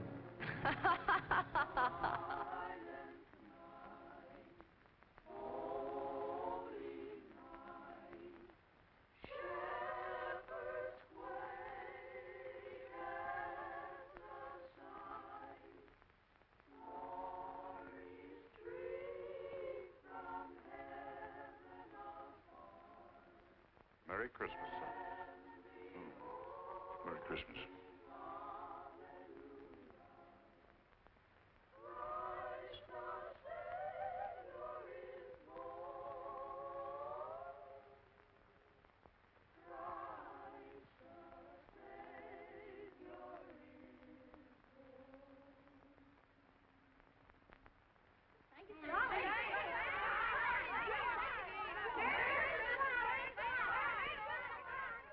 Who?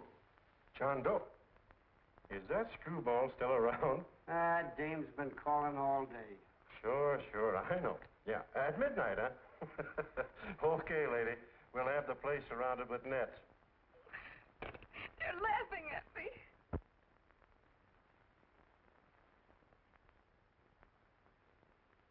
You're a sick girl, Anne. You better take it easy. Whom are you calling now? You called that number not 10 minutes ago. Hello, Mr. Cannell. Have you seen him yet? Now listen, Ann, he can't possibly get in without our seeing him. I'm watching the side door and the colonel's out front, so stop worrying. Oh. Thank you.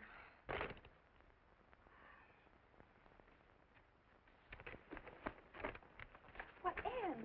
Anne, don't be foolish. If this isn't the craziest, the battiest, the looniest wild goose chase I ever heard of. Shut up, Bert. Sourpuss is right. Yeah, well, if he is, I'm a banana split. That man is going to be on that roof. Don't ask me how I know. I just know, and you know it as well as I do. Sure. I'd like to believe in fairy tales, but a guy that's a fake isn't going to jump off any roof. I don't think he was any fake, not with that face. And anyway, what he stood for wasn't a fake. Okay, honey, okay.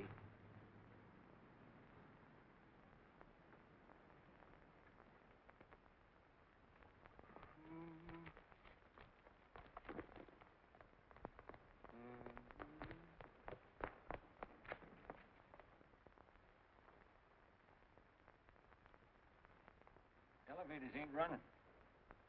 Colonel, You shouldn't get out of bed, miss. has he been here? No. Have you seen him? I ain't seen him for a week. Where's Cannell? He's watching near the door. Oh, gee, you're swell.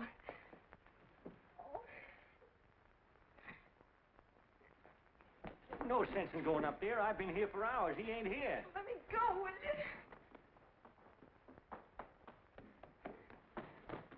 Now that's crazy. It's 14 floors.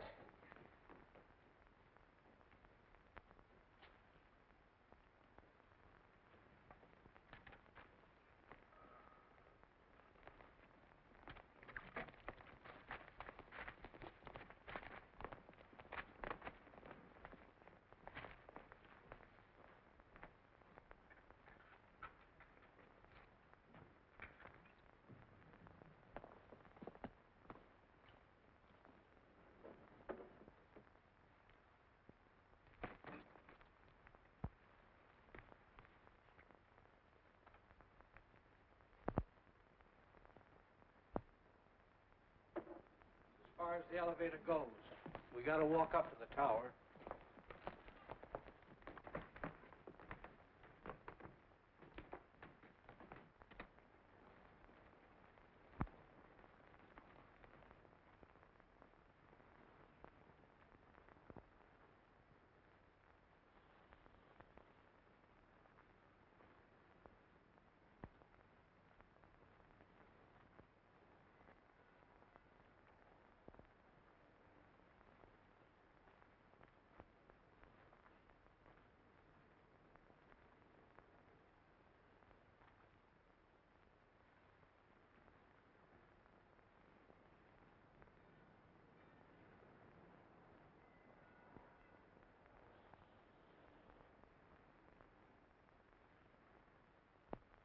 That tramp was probably full of Christmas cheer and asleep in some flop house.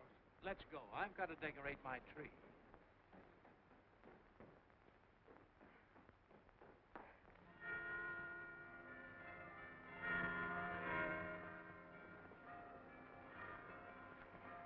Well, I give up.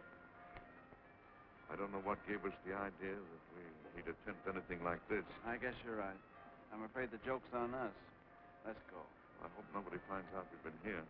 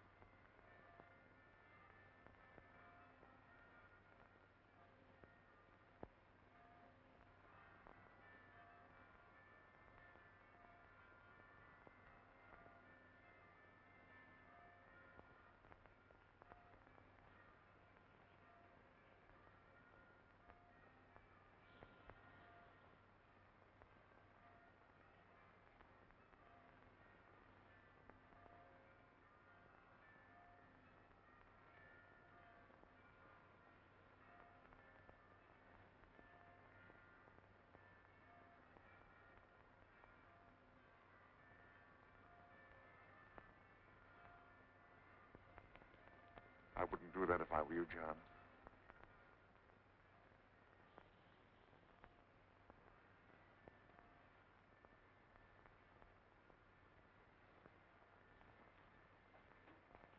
It'll do you no good. The mayor has policemen downstairs with instructions to remove all marks of identification you may have on your person. You will be buried in Potter's Field, and you will have accomplished nothing.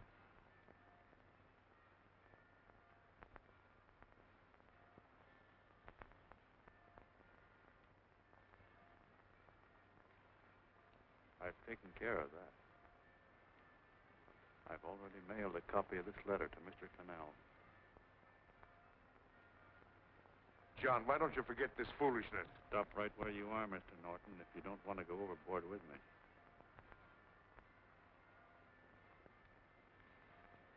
I'm glad you gentlemen are here. You killed the John Doe movement, all right. But you're going to see it born all over again.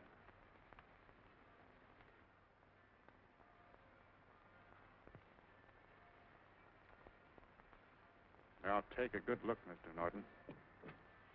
John! John!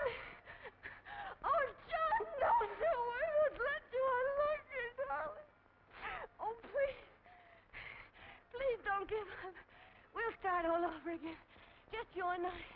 It isn't too late. The John Doe movement isn't dead yet. You see, John, it isn't dead or they wouldn't be here. It's alive in them. They kept it alive by being afraid of. That's why they came up here. Oh, darling. Sure, it should have been killed. It was dishonest. But we can start clean now. Just you and I. It'll grow, John, and it'll grow big because it'll be honest this time. Oh, John, if it's worth dying for, it's worth living for. Oh, please, John. Oh. Oh, please, please, God, help me. John, look at me. You want to be honest, don't you? Well, you don't have to die to keep the John Doe idea alive. Someone already died for that one. The first John Doe. And he's kept that idea alive for nearly 2,000 years. It was he who kept it alive in them. And he'll go on keeping it alive forever and always. Forever every John Doe movement, these men kill a new one will be born. That's why those bells are ringing, John. They're calling to us. Not to give up, but to keep on fighting, to keep on pitching. Oh, don't you see, darling? This is no time to give up. You and I, John, we... Oh, no. No, John. If you die, I want to die, too. Oh, I love you. Oh, God.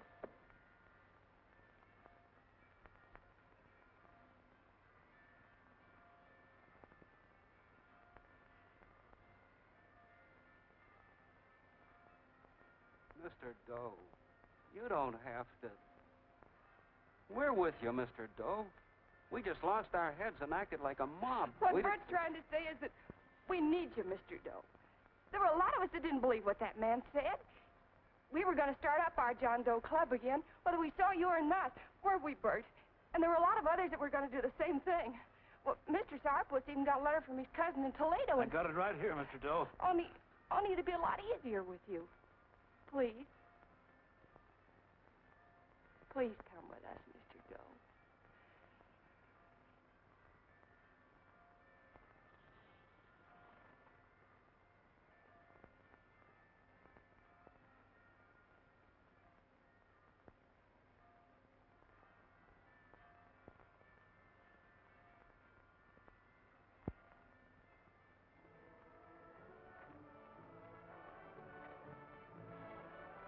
Long John. Mr. Doe. Here, we'll help you with it. She'll be all right. Mr. Doe, take her right down to the car. Right up. Look, we got a car right down. Lay on, Norton. The papal. Try and lick that.